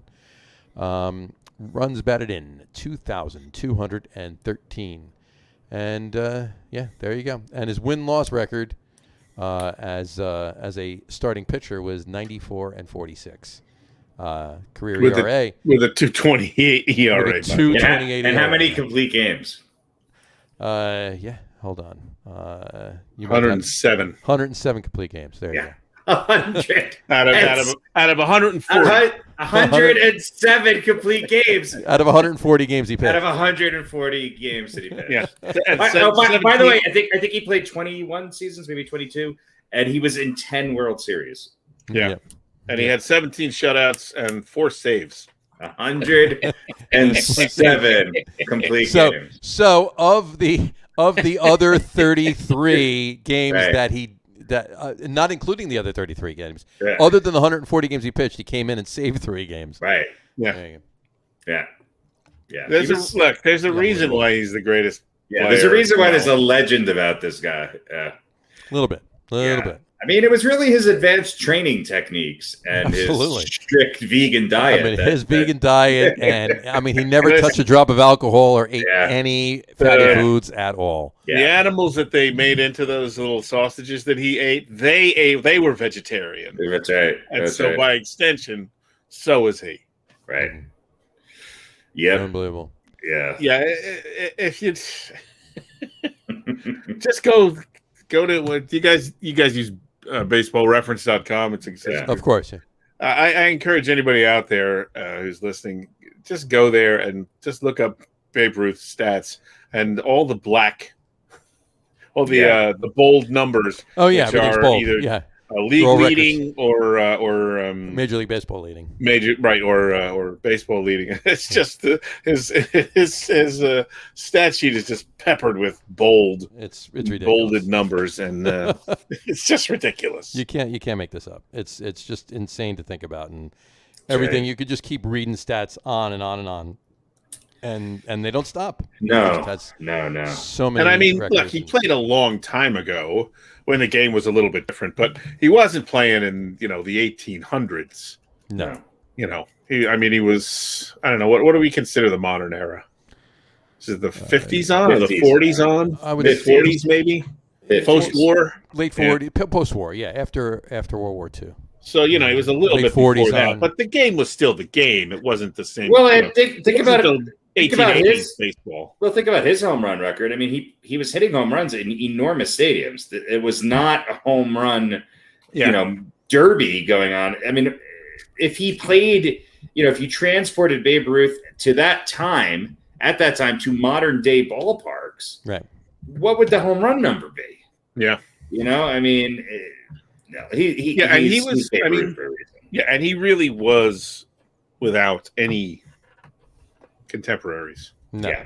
I mean, he was just doing things that literally no one else was doing, had done, and maybe will ever do again. At least not to the maybe the same volume. And maybe the biggest celebrity star in sports history. I mean, if you think about just how much of an attraction he was during that time, yep. You could talk about Michael Jordan. You could talk about Wayne Gretzky. You could talk about somebody. Nobody comes close to what. And people used to travel on the train to go. To get maybe the chance to see him play. Yeah, it was. He was larger than life, literally and figuratively, and his numbers are even more impressive than what you think they would be. They are. And amazing. And number one on our list tonight, that's for sure, Mr. George Herman Babe Ruth. I love that. Sultan of SWAT. And, of course, the Bambino. Babe Ruth, number one. All right. That wraps up our top 10 for tonight. That'll bring us to this week's Old Balls. Old Balls. Harry, why don't you tell us who this week's Old Balls recipient is? This week's recipient of the Old Balls award is none other than Dave Parker, the Cobra. Yeah, and I know, another Pittsburgh Pirate for my Old Balls. But you know what? He was really good, and he almost made my list, so that's why I wanted him on here. He was a 7-time All-Star. He was a 2-time World Series champion, played for the Pirates and the Oakland Athletics. That's who he won World Series with. He played for the Reds, the Brewers, the Angels, and the Blue Jays. Actually played till 1991, which is pretty incredible. Had a career batting average of 290, 22,712 hits, 339 home runs, and just under 1,500 RBIs. He was the first professional athlete to earn an average of $1 million a year, having signed a 5-year, $5 million contract in 1979. Early on in his career, he was also, a three consecutive Gold Gloves. And from 1975 to 1979, he threw out 72 runners, including 26 in 1977. He was probably the best player on the team with on that Pirates team and then, a number of years later wound up winning the World Series again with the Oakland A's. Yep. And he's in the Cincinnati Reds Hall of Fame. I don't believe he's actually in the Hall of Fame. He's not in Cooperstown, no. He's one of those guys who I think he deserves to be. I think he kind of gets overlooked a little bit. 7-time All-Star. He was a National League MVP in 1978, 3-time Silver Slugger Award. And he won he was a 2-time National League batting champion, which you don't think of him as, hitting, but he was not only a power hitter, he was just a great hitter. And I think, one of my favorite players to watch as a kid. He was really good. He was. And that's why he is this week's recipient of the coveted, the just exceptionally overrated Old Balls Award. The Old Balls. Old Ball. Yeah, he's a good one. 290. Look, career numbers 290, 2,700 hits. Yeah. 1,400 RBIs. I mean, these are to me, these are Hall of Fame worthy numbers. Oh, they're definitely Hall of Fame worthy. Yeah, two-time batting champion. I mean, granted, there were people back then. He's no Tony Gwynn, where he didn't win 14 batting titles, but that's still he was larger than life for a few years there, and he went down. He had some injuries that set him back a little bit, but he was a hell of a player. And big more than 500 doubles and 75 triples. Yeah, he was a slugger, and he was a good all-around player, and he was a big dude, but he could move. He was early on before some injuries, he was a hell of an outfielder. Yep. Yeah, and maybe one of the strongest arms in the history of the. I mean, in 1 year, what was it? 26. He threw out 26 runners in 1 year. Threw out 26. That's pretty crazy. He threw out 26 runners in 77. Yeah, that's unheard of. Yeah. Of course, nowadays there's not 27 runners that anybody gets a chance to throw out. No, maybe in extra innings, with the man on second. Maybe over the course of somebody's career now. That's right. Yeah. Imagine if he had man on second in the extra inning games that he played in. Unbelievable. There you go. Dave Parker. Dave Parker, this week's Old Balls. I mean, this list has Babe Ruth on it, but is this overall the strongest list we've had by position? Center field and right field are pretty strong. Yeah, that's pretty stacked, right? Yeah. So was catchers pretty amazing. Yeah. First base was pretty unbelievable. Yeah, I mean, you go through them. Stan Musial. Top 10. You got Musial and shortstop was pretty amazing. Third base was pretty fun. Absolutely. And folks, if you missed any of these, we urge you to go back and listen to the other podcasts that we did these lists on. However, if you want to just see the list, you can go check out our Instagram page, Get On With It podcast on Instagram. All of the we post up every week, and a couple of archive ones as well. Every week we post up our top 10 lists, so you can check them out there as well. Nice plug. Little plug action well for you. Well done, sir. Well done. I try. All right. Well, shall we? Let's Thanks, folks. Let's tiptoe through NFL really quick. There's a couple of things to bring up.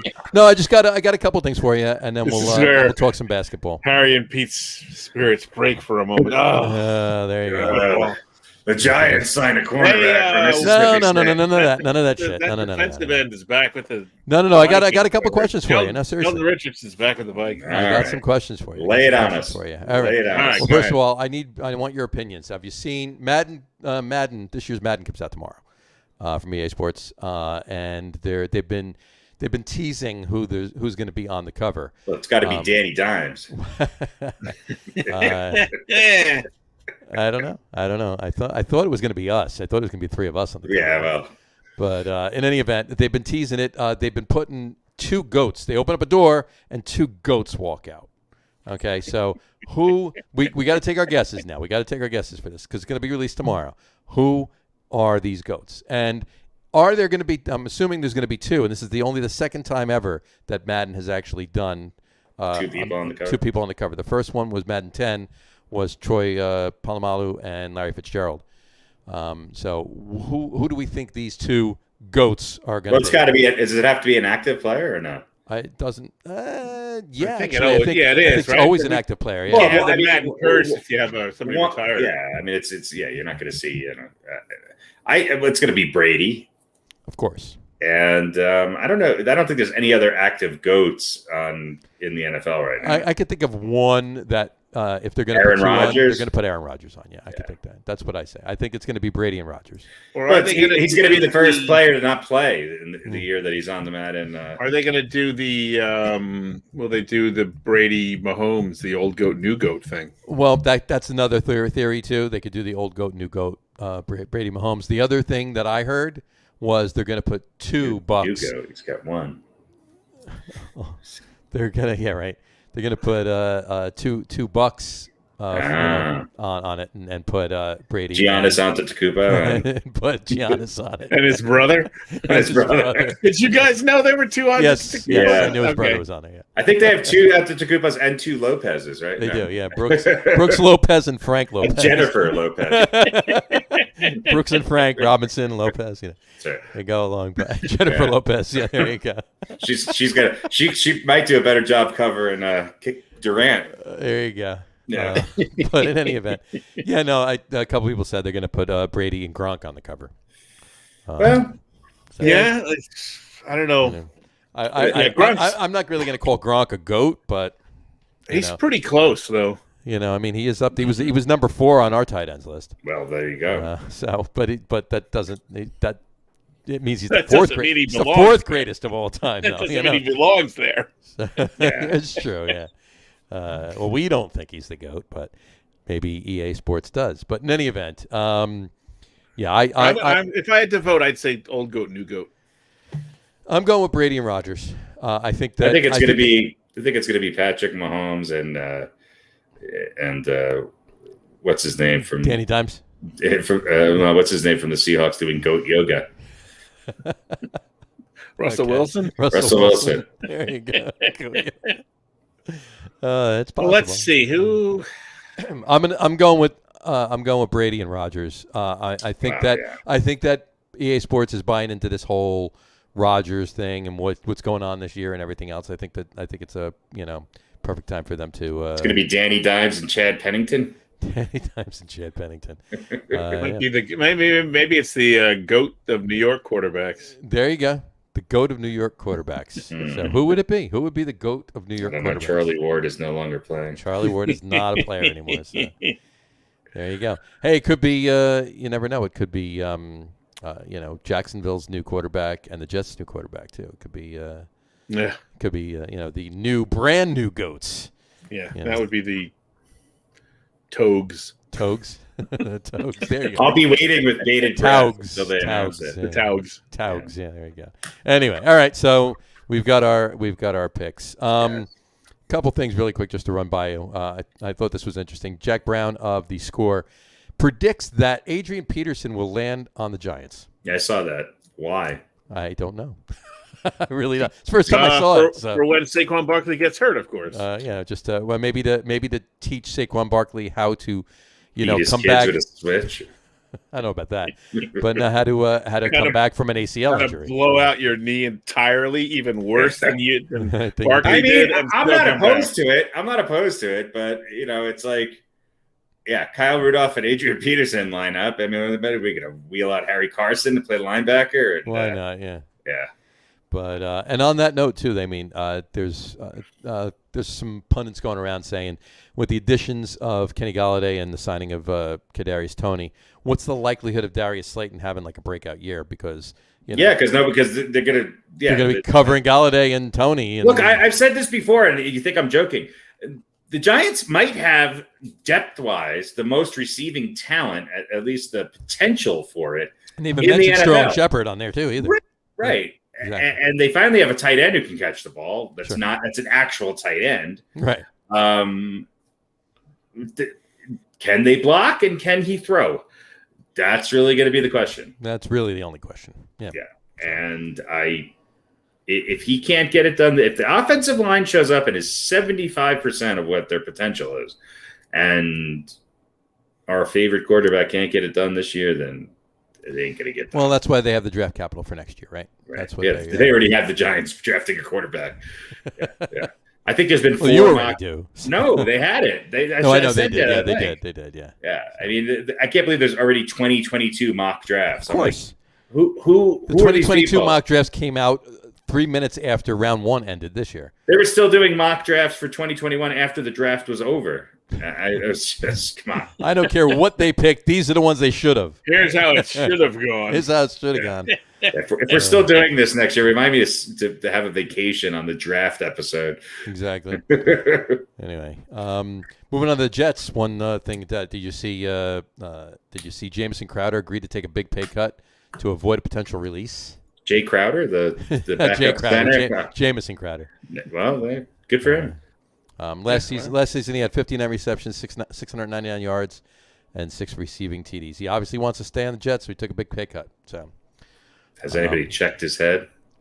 I don't know. Maybe he's buying into. He's got to like Robert Saleh. He's got to like what he's seeing with the coaching staff. He's buying into. I'm intrigued to see. I'm happy to have him. I'm sorry he had to take. I think it's only his third season. He's a young receiver. He's the best receiver on the Jets by far. Yeah, probably. Yeah. So. Was he a Pro Bowler last year? I think he was, wasn't he? Did he? I don't know. Somebody had to go from the Jets, right? Somebody. Well, not really. Not necessarily. Not necessarily. No. John Riggins was sent from. Well, I mean, I know it's not a rule. Well, it was what's his name, the running back, Sean Green. No, the 95-year-old running back. Oh, Frank Gore, of course. Frank Gore, all-star Frank Gore. Yeah, Frank Gore and Adrian Peterson, both in New York. Frank Gore had 390 carries and 911 yards last season. Right. Just great. And Sean Green was like 10 years ago, and Frank Gore is still older than Sean Green. Yeah, still playing. He's still playing. Yeah, Sean Green is sitting on his porch playing with his grandkids, and Frank Gore's sitting up for another game on Sunday. Frank Gore's playing football with his son for money. Yeah. Anyway, all right. And one other thing on NFL news too. Fox report came out. Fox actually recently interviewed Alex Smith and Jay Gruden for analyst jobs. And that came after Alex Smith actually interviewed with ESPN, NFL Network, and CBS. So apparently, old regime of Washington's gonna be commentating this year and doing some analysis work. So there you go. All right. That'd be pretty good. Just actually one other thing. Yeah. Unless you have something else for football. No, you do it. I got one thing on football. Okay. You do your football thing, and then I got a quick football thing. It's the quiz. We started the quiz last week. We did it on. I did it for you guys on baseball. I got one for you this week on football. Next week, basketball. Well, then I just want to follow up on the Sheldon Richardson story. Okay. As we the Minnesota Vikings bid farewell to punter Zach von Rosenberg. Okay. Who they let go to make room for Richardson, who's returning to the Vikings after somewhat unspectacular 2018 season. So. Yes. So, there you go. So to me, that was the most interesting story. It is. Sheldon Richardson getting another shot in Minnesota, and I mean, wasn't he he was a top 10 pick, I think. He right? was. Yeah, he was. He was like number 3 overall or something like that. He was a high pick. Didn't do so well there, so they. He was my number 16 as top 10 right fielders the whole time. Yeah. So he made it up that high on your list? I had him at 21. Yeah. So they brought him back. See, to me, that's like an old school coach moment. Listen, Sheldon Richardson's coming back, but we got to make room for him. Get rid of a punter. We don't need. Yeah. We got too many punters on this. Wait, I don't know. Can Richardson punt? Can Richardson punt? There's only 2 teams in the NFL that cannot afford to not have backup punter. That's the New York Giants and the New York Jets. That's the most important. It's their best offensive weapon. And you never know. I mean, if the Giants don't take a quarterback, they might take a punter with one of those 2 first round picks next year. They need who was the I think it was the Miami Dolphin for a while. Jeff Jensen. Yeah. He was like a quarterback and a punter, and he could place kick and back in the day, most of your punters were backup quarterbacks. Yeah. Not anymore. Not anymore. Sometimes insurance salesmen. That's too much. Well, in the off season. So the specialty demands of punting has ended that practice. Yeah, really. All right, here's this week's quiz. Ready? Yeah. 2 running backs stay. I'm sorry. 2 running backs stay. 3 running backs got to go. I'm giving you 5. Who are you keeping? I'll go with who wants to go first? Pete. I'll go first. Pete goes first. Here we go. 2 running. You got to keep 2. Get rid of 3. You got to keep 2. I'm getting 5 different ones. You're getting Giants. Pete's getting Jets. Here we go. Okay. Oh, okay. There you go. All right, Pete. Here we go. Curtis Martin. You writing down, or are you just gonna remember? No. I thought he was looking for a pen. He's looking for his mango green My tea drink smoothie. is my Mango. drink is sweating on my desk, so I'm putting a towel in I it. knew it. Oh, there you go. I knew it had to do with his mango smoothie. It's He so wouldn't have good. been. Look. He wouldn't have been that interested. Look at otherwise. that. It's Look at that. delicious. Very nice. There you go. All right, here we go. Curtis Martin, Freeman McNeil, Emerson Boozer, LaDainian Tomlinson, or John Riggins. I got to keep 2. And it has to be their time with the team. Oh yeah, it was, and their time with the team when they played with the team, they're in the best shape of their careers. Blah blah blah blah blah. You know all of that. So who you keep? Wow. LaDainian Tomlinson wasn't at his best with the Jets. Martin and Freeman. Yeah, I'd You're agree. keeping Curtis Martin and Freeman McNeil? Curtis and Freeman. I agree. Curtis and Freeman. You got Although I do have, I don't know. I mean, if I could take LaDainian Tomlinson as a Charger, then yeah. Yeah, I have to apologize to my neighbor Emerson Boozer. Emerson Boozer, yeah, who was one of my he was one of my favorite players just because of his name when I was like sure. 7 or whatever. I was like Boozer, yeah. Yeah, he's a Boozer. Hey, yeah. Well, no, not that way. It's just a cool sounding word. His wife, As a 7-year-old, I didn't know what that meant. But, he's married to Elaine Boozler, right? Sure, why not? Sure. But all right, and John Riggins. No, I'll throw that in there too. I had to throw an old school one in there. I'll throw that in there too. LaDainian Tomlinson in his heyday in San Diego, you have him there. He's not just when he played on the Jets. Boy. Then what do you do? Curtis Martin and LaDainian. It's Martin and Tomlinson. Then Yeah. Sorry, Freeman.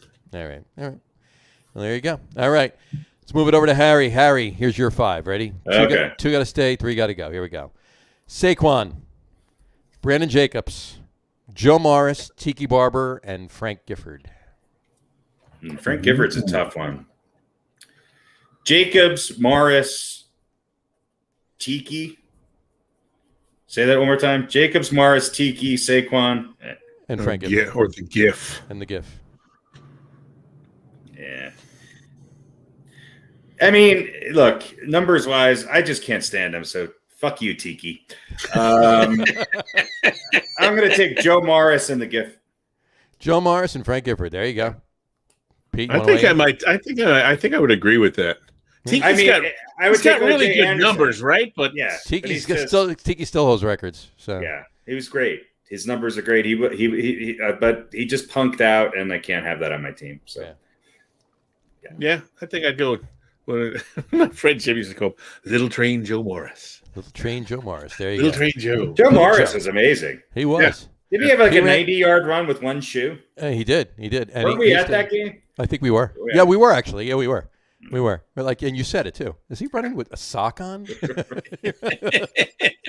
was so fast, he ran out of his shoe. He was.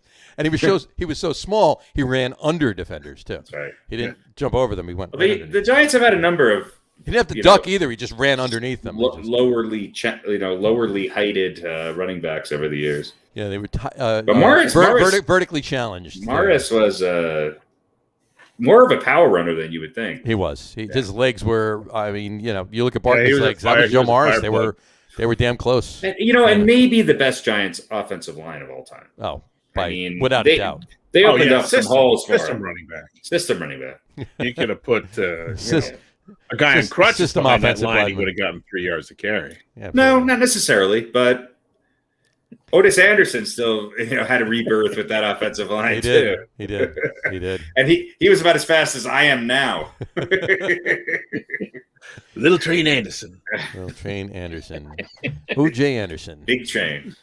And then and then the story where he came out and wearing the practice pants because he didn't think he was starting the game, and then he just wound up wearing the practice pants every game because they won that game. That's a great Well, you story. know how like guys don't wear any padding now. He had he had like garbage can lids in his pants. I mean, he had the most enormous thighs of all time, but then also these pads. And so like he would lift up his leg and like 260-pound linebackers would go flying. Right. He was a machine. He was a monster. Like he didn't stiff arm them; he stiff legged them. Maybe one of my favorite Giants of all time. He was pretty good, but yeah, Joe Morris and Frank Gifford. There you go. All right. Yeah, that was a good. That was a good quiz. All right, cool. Well done. These quizzes. Well done, sir. Well done. I try. Today's quiz is brought to you by Today's quiz is brought to you by Mr. Seven. Brought to you by Mr. Seven. Forest Dairy for all your scramblage needs. Forest Dairy. Oh man, I could go for a scramble right now. I'm a little hungry. So anyway, All right. And a Clinton iced tea. Do I want to know what that is? No, We'll tell you later. it was the heaviest egg sandwich ever created by human being. There was about 9 pounds okay. of eggs with cheese and ham on an English muffin. Yeah. Oh, okay. Yeah, there's a No, place. it wasn't. It was a roll. Well, it was a roll. It was like a hybrid English muffin roll, though. It wasn't like a regular. It was a hard roll. roll. It was a hard roll. Yeah, but it was weird the way they cut it. Well, yeah. Yeah, there used to be. And a this place was down the breakfast street. before high school, by the way. This Yeah, was, you yeah, went in and no. you ate it while you were walking across the street, and then you go to. There was It was- a place down the street from me that I think they actually called it the heart attack on a roll sandwich. It weighed more than a Chipotle burrito, and this is years before they existed. Wow, that's pretty. It was good. like the densest. I don't know. I don't know what kind of chickens they got these eggs from, but they were. It was like a lead bomb in They your were belly. pretty heavy. They were That's pretty good heavy. stuff. There you Wash it down with a yoo-hoo and go right to gym class. Oh yeah. go. Especially when you had gym first period. That's That's nice. right. That's a smart idea. Oh Yeah. yeah, God. That was Yeah, let's horrible. bring the kids into school and sweat them up, Uh, and have them with their full bellies and with the have them full bellies. Yeah. cramp up and Scram collapse with on the cramps. floor. Just drag them into the shower. And, Sandwich up and go play some floor hockey for 45 minutes. I gotta love it.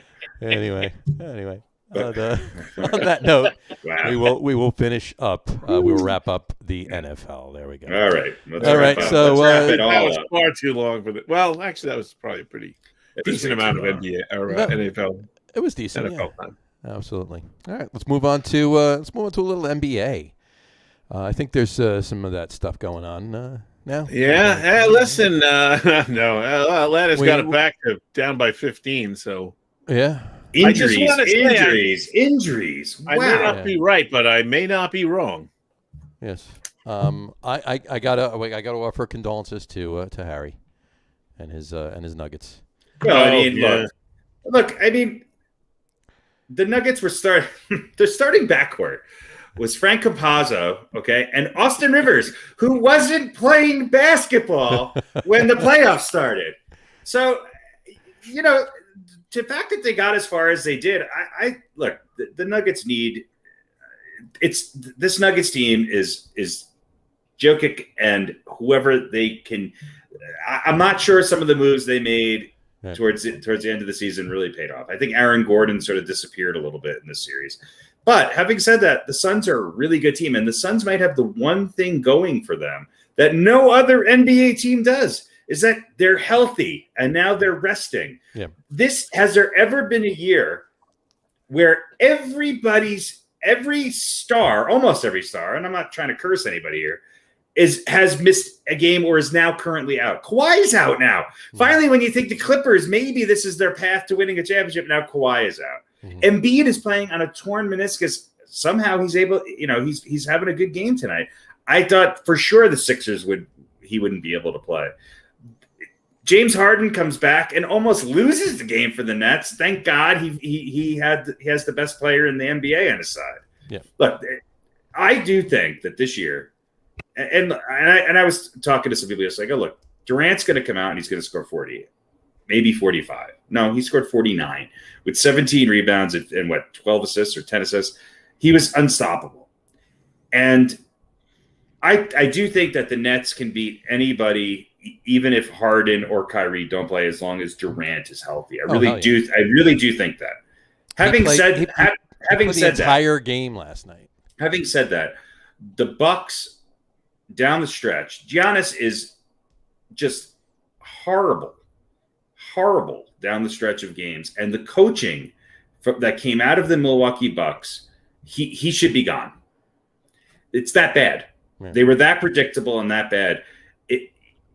You have to get the ball into his hands, and the ball just stagnated. They gave the Nets the chance to win that game.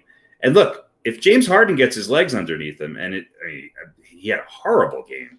I don't think there's anything wrong. I think he was just getting his legs. Well, yeah, back, that's so what I to mean. speak. Yeah. But what I'm saying, if he does get his legs back underneath him and gets back into it 50% of what he's capable of, there's nobody beat. And you can talk all you want about Utah or the Clippers, or if Kawhi's not healthy, the Clippers have no chance. Right.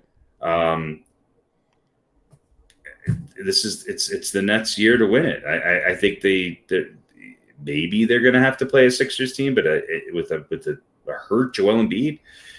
Kevin Durant is the most efficient player, I think, in the history of the NBA. I think, without a doubt, when he is healthy and on the court, he is the best player in the current game today. And I think the only person that could cover him is now hurt on the Clippers. How the Bucks thought that covering Durant with PJ Tucker again was going to work. If you're a two-time MVP, okay, and the best player supposedly on your team, how are you not stepping up and saying, I got him? How is Giannis not covering Durant? No. I mean, as good as Durant was, he did not have any help from Harden. Joe Harris shot horrible from three-point range. Yep. But the Bucks gave up easy layups to Blake Griffin and Harris and some of the other Nets, second stringers, along with one of the best games I've ever seen in recent history by Kevin Durant. It was insane. I mean, 49 points, 17 rebounds, 10 assists. His numbers were crazy. And the stats were, I mean, it's almost more dangerous for the Nets when he doesn't have the options that he usually has. He's a fairly unselfish basketball player. Yeah. And I don't think he always wants to be the guy who has to take that many shots and come out and score 40. Yeah. But he's certainly capable of it. And I don't think this is the last game like that he's got in him this year.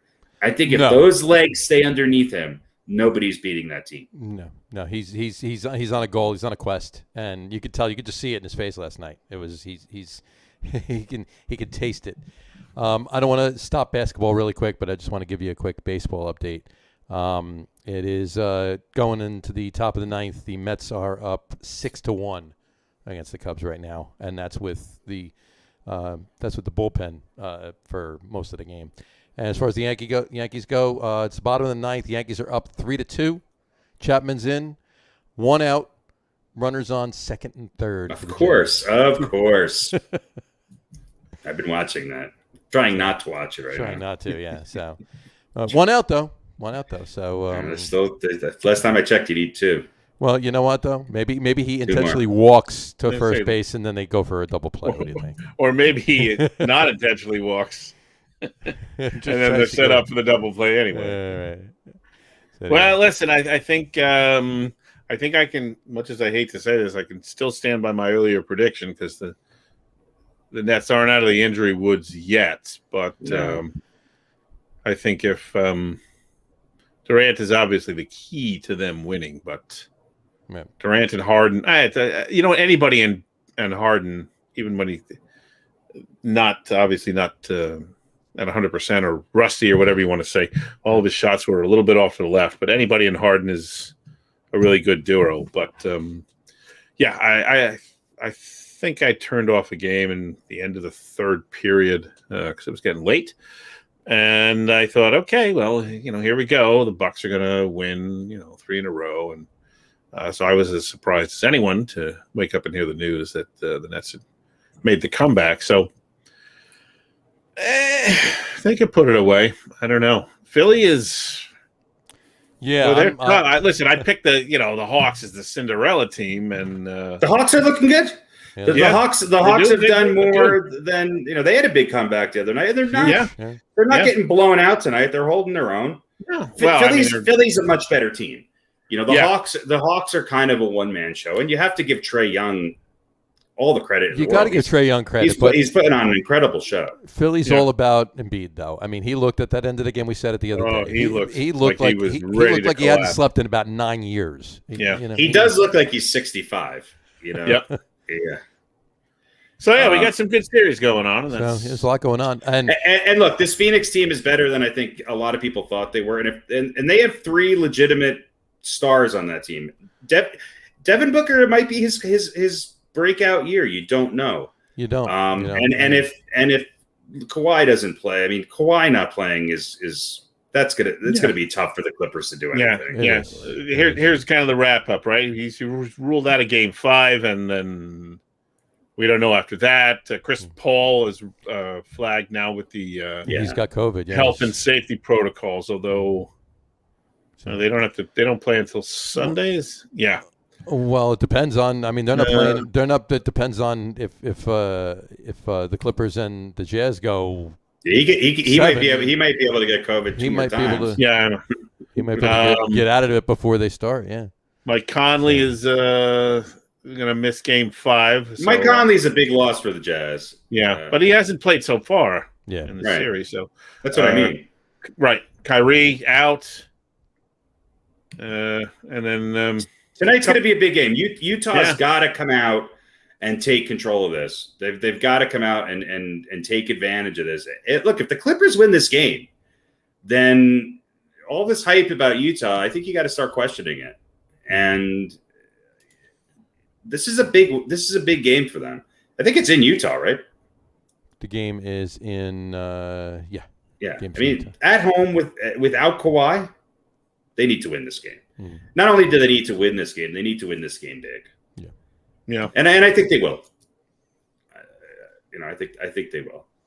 Donovan Mitchell's another. I mean, look, one of the things that this is shining a light on, is that Devin Booker and Donovan Mitchell are pretty incredible basketball players. Yeah, Donovan Mitchell's got almost 30. He's averaging almost 38 points a game. And the Suns are a well-coached team who play tough defense. And people like Ayton, when Chris Paul and Ayton and Booker are playing well together, they're a fundamentally sound basketball team who knows how to move the ball. Yep. And they're tough defensively. Yeah. So I think a Utah. I thought it would be the Clippers and the Nets, but if Kawhi can't bounce back here, I think we're going to be looking at a Utah Phoenix finals, and it's going to be interesting. They're kind of similar teams in a lot of ways. Yeah, I don't think. I think the Clippers will probably get. Well, I don't know if they don't get more. Kyrie's George Paul games than playoff P games, then they're sunk. Especially without Kawhi. Kawhi's only ruled out for Game 5. Is it just officially ruled out for Game 5? But I mean, look, the Clippers were barely squeaking by with both of these guys scoring 30+. Right. And Kawhi, the last game, Kawhi was unbelievable. And all credit to Paul George, he's had some good games. Yeah, that's what I mean. I just don't think he can carry. That's what I'm saying. George, because the Clippers aren't deep. That's the problem. Right. They made some bad moves, and they're not deep. It's those two guys and nobody else. Exactly. And George is the key to it, right? Kawhi's going to be Kawhi. He's going to do what he does. But like I said, whether it's Paul George who shows up, or playoff P. If playoff P shows up, it sucks. Even with Kawhi, unless Kawhi's Superman, they're most likely going to lose. Right. So, it's too bad. These injuries are.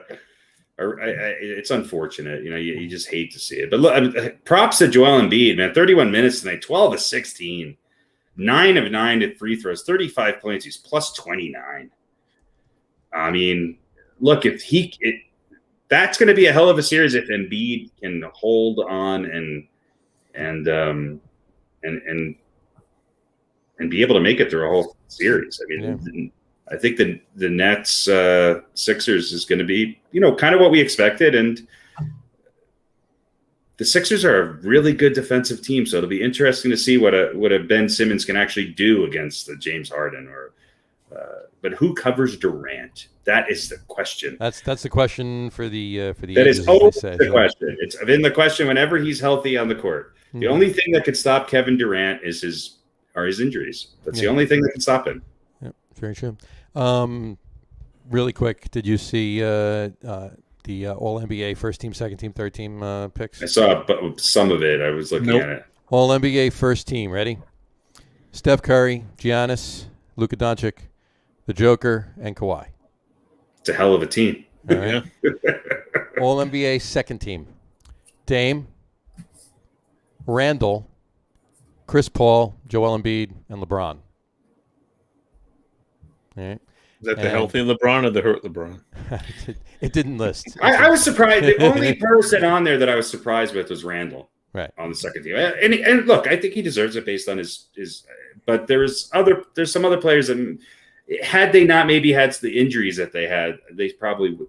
I think Randall snuck in there because some other players were kind of left off because of their lack of a depth of games played this year. Yeah, but he was also the man on his team. Right. Yeah, but I mean, but there's no Durant on either of these teams. Well, let me figure it. All NBA third team, right, which they never used to do. They didn't do. No, Rudy Gobert, Jimmy Butler, Paul George, Bradley Beal, and Kyrie. Okay. Snubbed. They had a snub. Another post had a snub. The All NBA snub team. The All NBA snub team. Devin Booker, Donovan Mitchell. Devin Booker, Donovan Mitchell, Jason Tatum, James Harden, KD, Trae Young, and Zion. Yeah. So the lack of respect that Donovan Mitchell and Devin Booker get is astonishing to me. And I part of me would like to see those two guys play in the Western Conference Finals, because I think you're going to see two of the breakout stars in this league go up against each other. And it's incredible. It's incredible. I mean, look, Utah had the #1 record in basketball, and Rudy Gobert is the only guy making it on any of those three lists. Yep. Imagine. Yeah, how's that happen? and that ain't for offense. The third team number in the first in that place. Yeah. And I think Gobert does deserve on the third team, because I think Embiid and Jokic are better players and have had better seasons. I mean, they both had incredible seasons. Right. But there's a lot of really good players in the NBA right now, especially in the backcourt. Yeah. And when Damian Lillard is a second team All NBA, and again, Harden would be on there if he wasn't, if he hadn't been hurt as much as he was. Yeah, I get the whole Harden thing, but KD, they left off KD again because of the injuries. He was out almost all year. Yeah, I guess that's true. Yeah. I mean, he doesn't deserve it. He was out almost all year. Now, if you're picking the All NBA playoff team, then it's KD and who fuck cares? Who else? It's KD, Damian Lillard, and Chris Paul. Right, exactly. So far, and Devin Booker, Donovan Mitchell. It's incredible. Luka Doncic is, and there's some rumblings that Luka's not happy with some of the upper management, and the guy who left, Nelson, who left, he was very close with. I can't see him going anywhere. Yeah. But, no. Well, apparently Porzingis isn't too happy in Dallas either. So. But Porzingis and Dallas probably isn't very happy with Porzingis. Porzingis has now been the worst decision the Knicks have ever made, and the worst decision the Dallas Mavericks have ever made. Exactly. Because Kristaps Porzingis is just a trouble. He's just trouble, and he's gonna take up some cap room for 3 years, and it's gonna be hard for Dallas to put together some players around Doncic. So maybe Doncic is thinking, where do I go? Right. And which gets me back to this point of the Nets sort of built this team, which is fine. It's happened in years past, around their big three. Right. Here's my question to you guys: do we legitimately would the NBA be better if there was one or maybe two other teams that had another big three? If you could have Doncic, Damian Lillard, and Nikola Jokic playing together on one team, and Giannis, I don't know. I'm just throwing, Giannis, Kawhi, and Giannis, Kawhi, and I mean, would it make it? It wouldn't have the parity. But would it make some sense, or do you just take the 76ers and put Kawhi on them? I want to see the Lakers versus the Celtics of the 80s. I want to see the Bulls Knicks of the 90s, or the Bulls Jazz of the 90s. I want to see the San Antonio Spurs, Dallas Maverick. I want to see these type of battles, and we're not. I have a feeling we're not going to get it. Yeah. Now, the only thing that's preventing that and making it a little closer is that the Nets big three, they haven't had an opportunity to really play together in the playoffs yet. And hopefully they will, because I think it'll be good for the NBA to see that. But I think we need another big three on another team of equal status. Because when you have three of arguably the top 10, top 8 basketball players on one team, it's hard. I mean, it's a lot of fun if you're a Brooklyn Nets fan, right? But it's not a lot of fun. I don't think it's very good for the NBA. Yeah, but I agree with you. But I think the only kind of a caveat to that, not a caveat, but like, how long are they really going to stay together? Does anybody think this big three team is going to be together? No, they're not going to. 2-3 seasons. 2-3 seasons. It's going to be 3 or 4 at the most. So three or 4 is enough to win. It's enough to win a championship or two. Yeah. Yeah, which is right. But I'm saying you don't have those old Celtics Lakers rivalry. But- Never- dynasty for 8 years. Okay, and no, it's not gonna but happen. you had the Lakers with Magic and Kareem, but then they went out and they got a James Worthy. They got a Bob McAdoo. They got, Byron Scott came in. There was constantly that refurbishing of that third person, and Right, that could happen on the Nets. And it could happen on the Sixers. But in those days, those guys weren't going anywhere. No. Just because they wanted to. No. And I think that's the big difference. I now. agree. And But the I would- contracts were much management different. went out and they sought out the third contracts player were to- much different. You Right. didn't have any buyout after 2 years or Sure. player option after the third year or whatever. My point is that you're never going to see a Damian Lillard or Nikola Jokic or a Giannis Antetokounmpo, or the list goes on and on and on. Luka Doncic play for a championship if all the pieces don't happen and there's a major amount of injuries, which hopefully will not happen again next year, because they'll have hopefully this shortened rest is one of the reasons for this, and it's not going to be a recurring It's got to be. thing. It's got to be it might not be the only reason, but it's got to be the main reason. But part of it.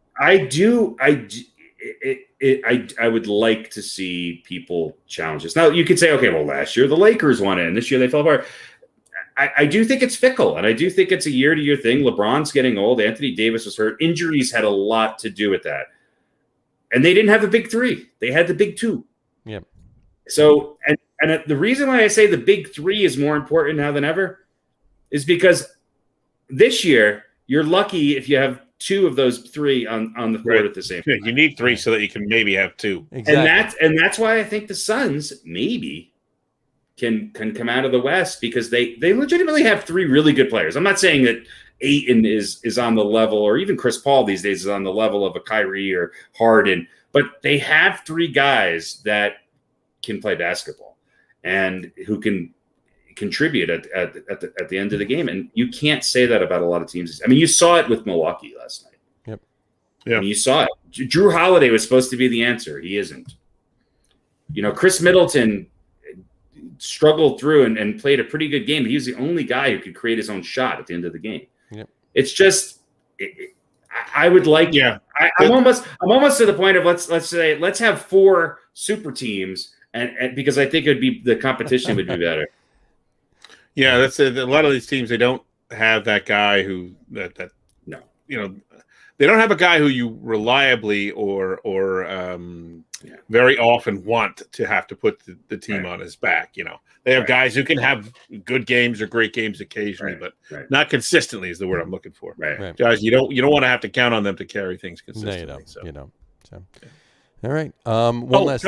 Go ahead. No, you first. Go ahead. Just a couple quick notes. Well, speaking, we mentioned Zion Williamson before. Stan Van Gundy out in Nolens. 8 months, 4-year contract. 8 months into it, get out. See ya.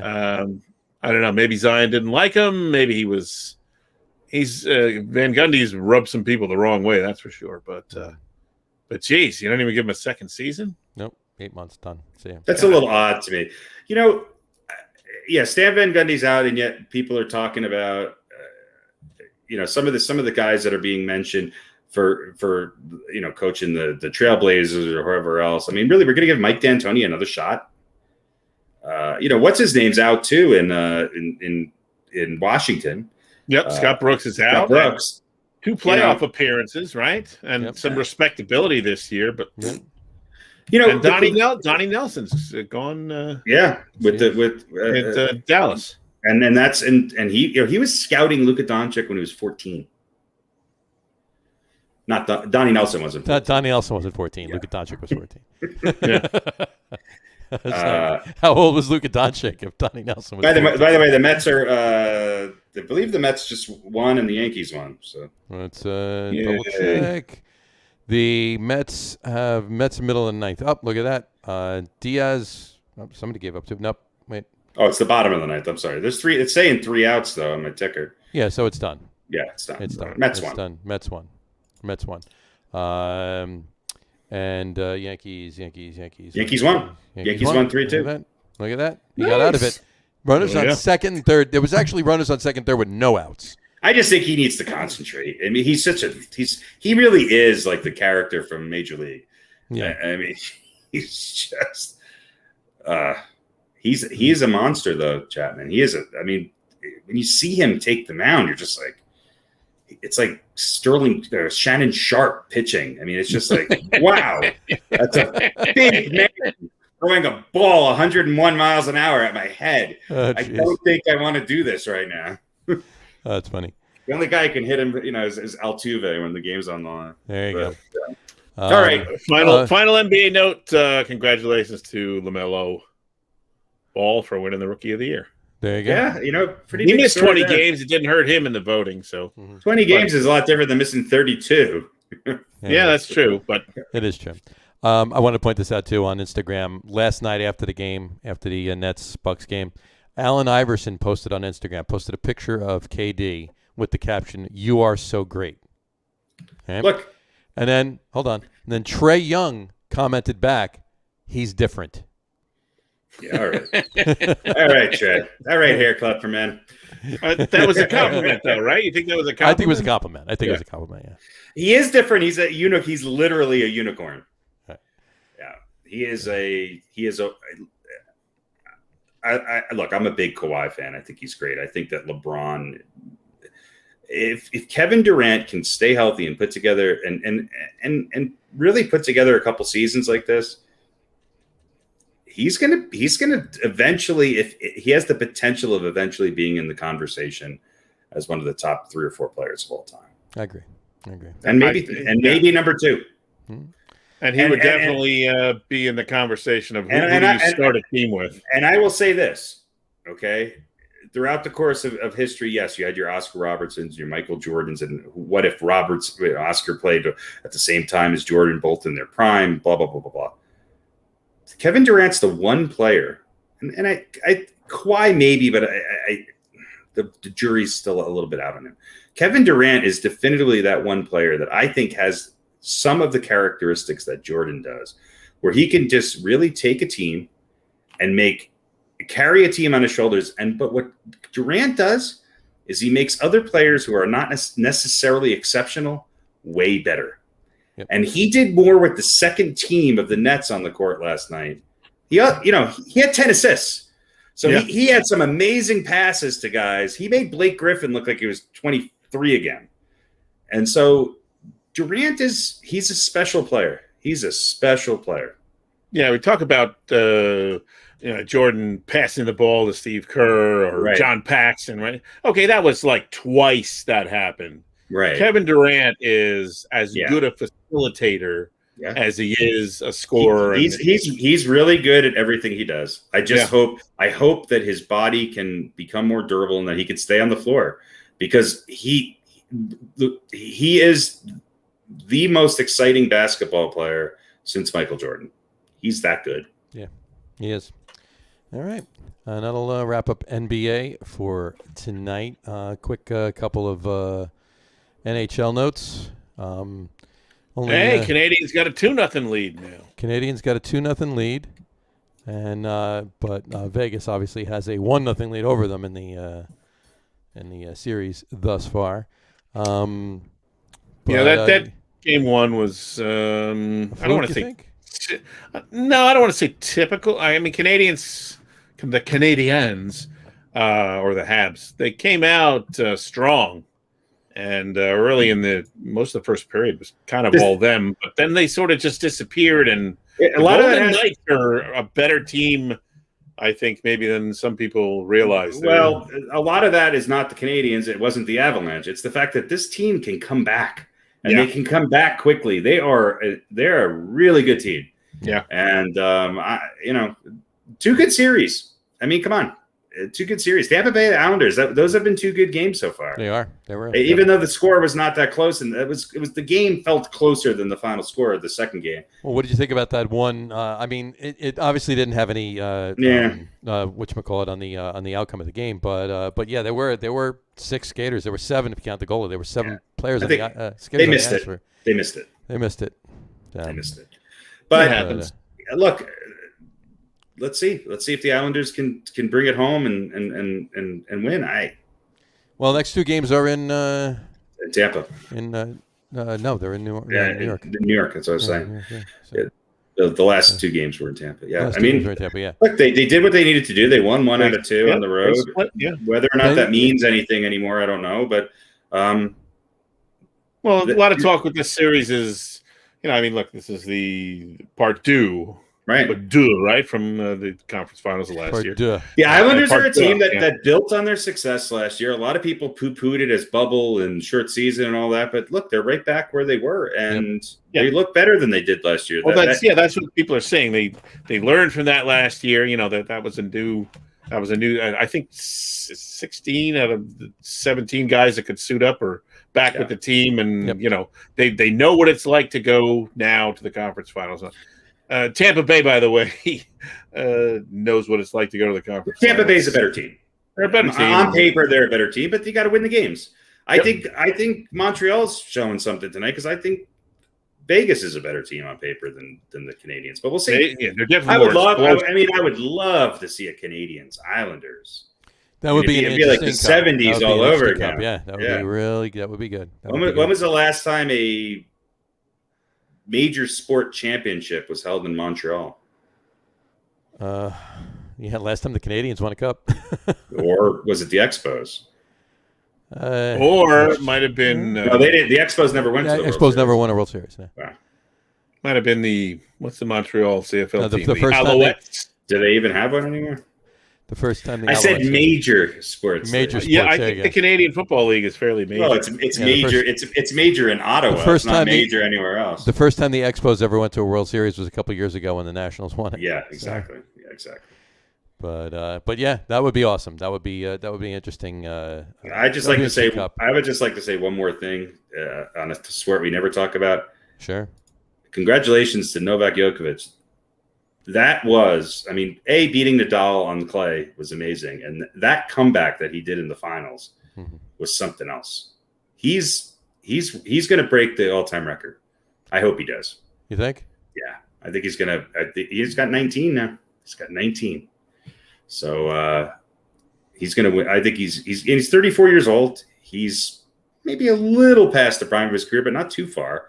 I think he's got 3 or 4 really good years left in him, and I think he can win 2 or 3 more majors. That would be interesting. I think I think he's got a shot.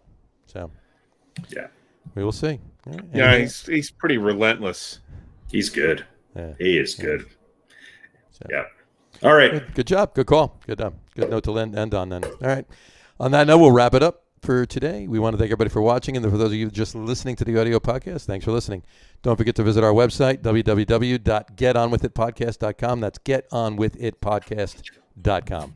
And please remember, like us and follow us on all of our social media, Facebook, Twitter, and Instagram. Just search for the Get On With It podcast. And of course, all of the shows are also on YouTube as well on the Logger Room channel. Remember, we go live with the video podcast on both Facebook and YouTube every Wednesday at 7:30. And for those of you that want to just listen to the audio podcast, you can do so on Apple Podcasts, Spotify, TuneIn, and Stitcher. And if you haven't done so already, please subscribe to one or more of those feeds, and you'll never miss a show. Again, thanks for following along with us. Watch the, enjoy the playoff hockey and basketball. Enjoy your baseball games over the weekend, and have a great weekend, and we'll talk to you soon. Take care, guys. Cheers. Take care, and just one final note. I'll leave you with a little cliffhanger. The Hawks are up on the Sixers, 105-104. Good night. And 1.8 million fans went to see the CFL games in 2019. 1.8 million fans went to see all of the games. And the average capacity is 31,000. So they don't have big stadiums, but there you go. There you go. Only 4 announced sellouts though, so I don't know. I'll have to compare them to some NFL numbers. I imagine they'll be dwarfed. We'll have to probably kart racing does better than the CFL. I still think Todd Rundgren has a #1 album in Canada, so I'm not really quite sure. He just released it though. That's right. No, it's just been overtaken by Dark Side of the Moon. That's right. Yeah. All right, guys. All right, bye, everybody. See ya. Cheers.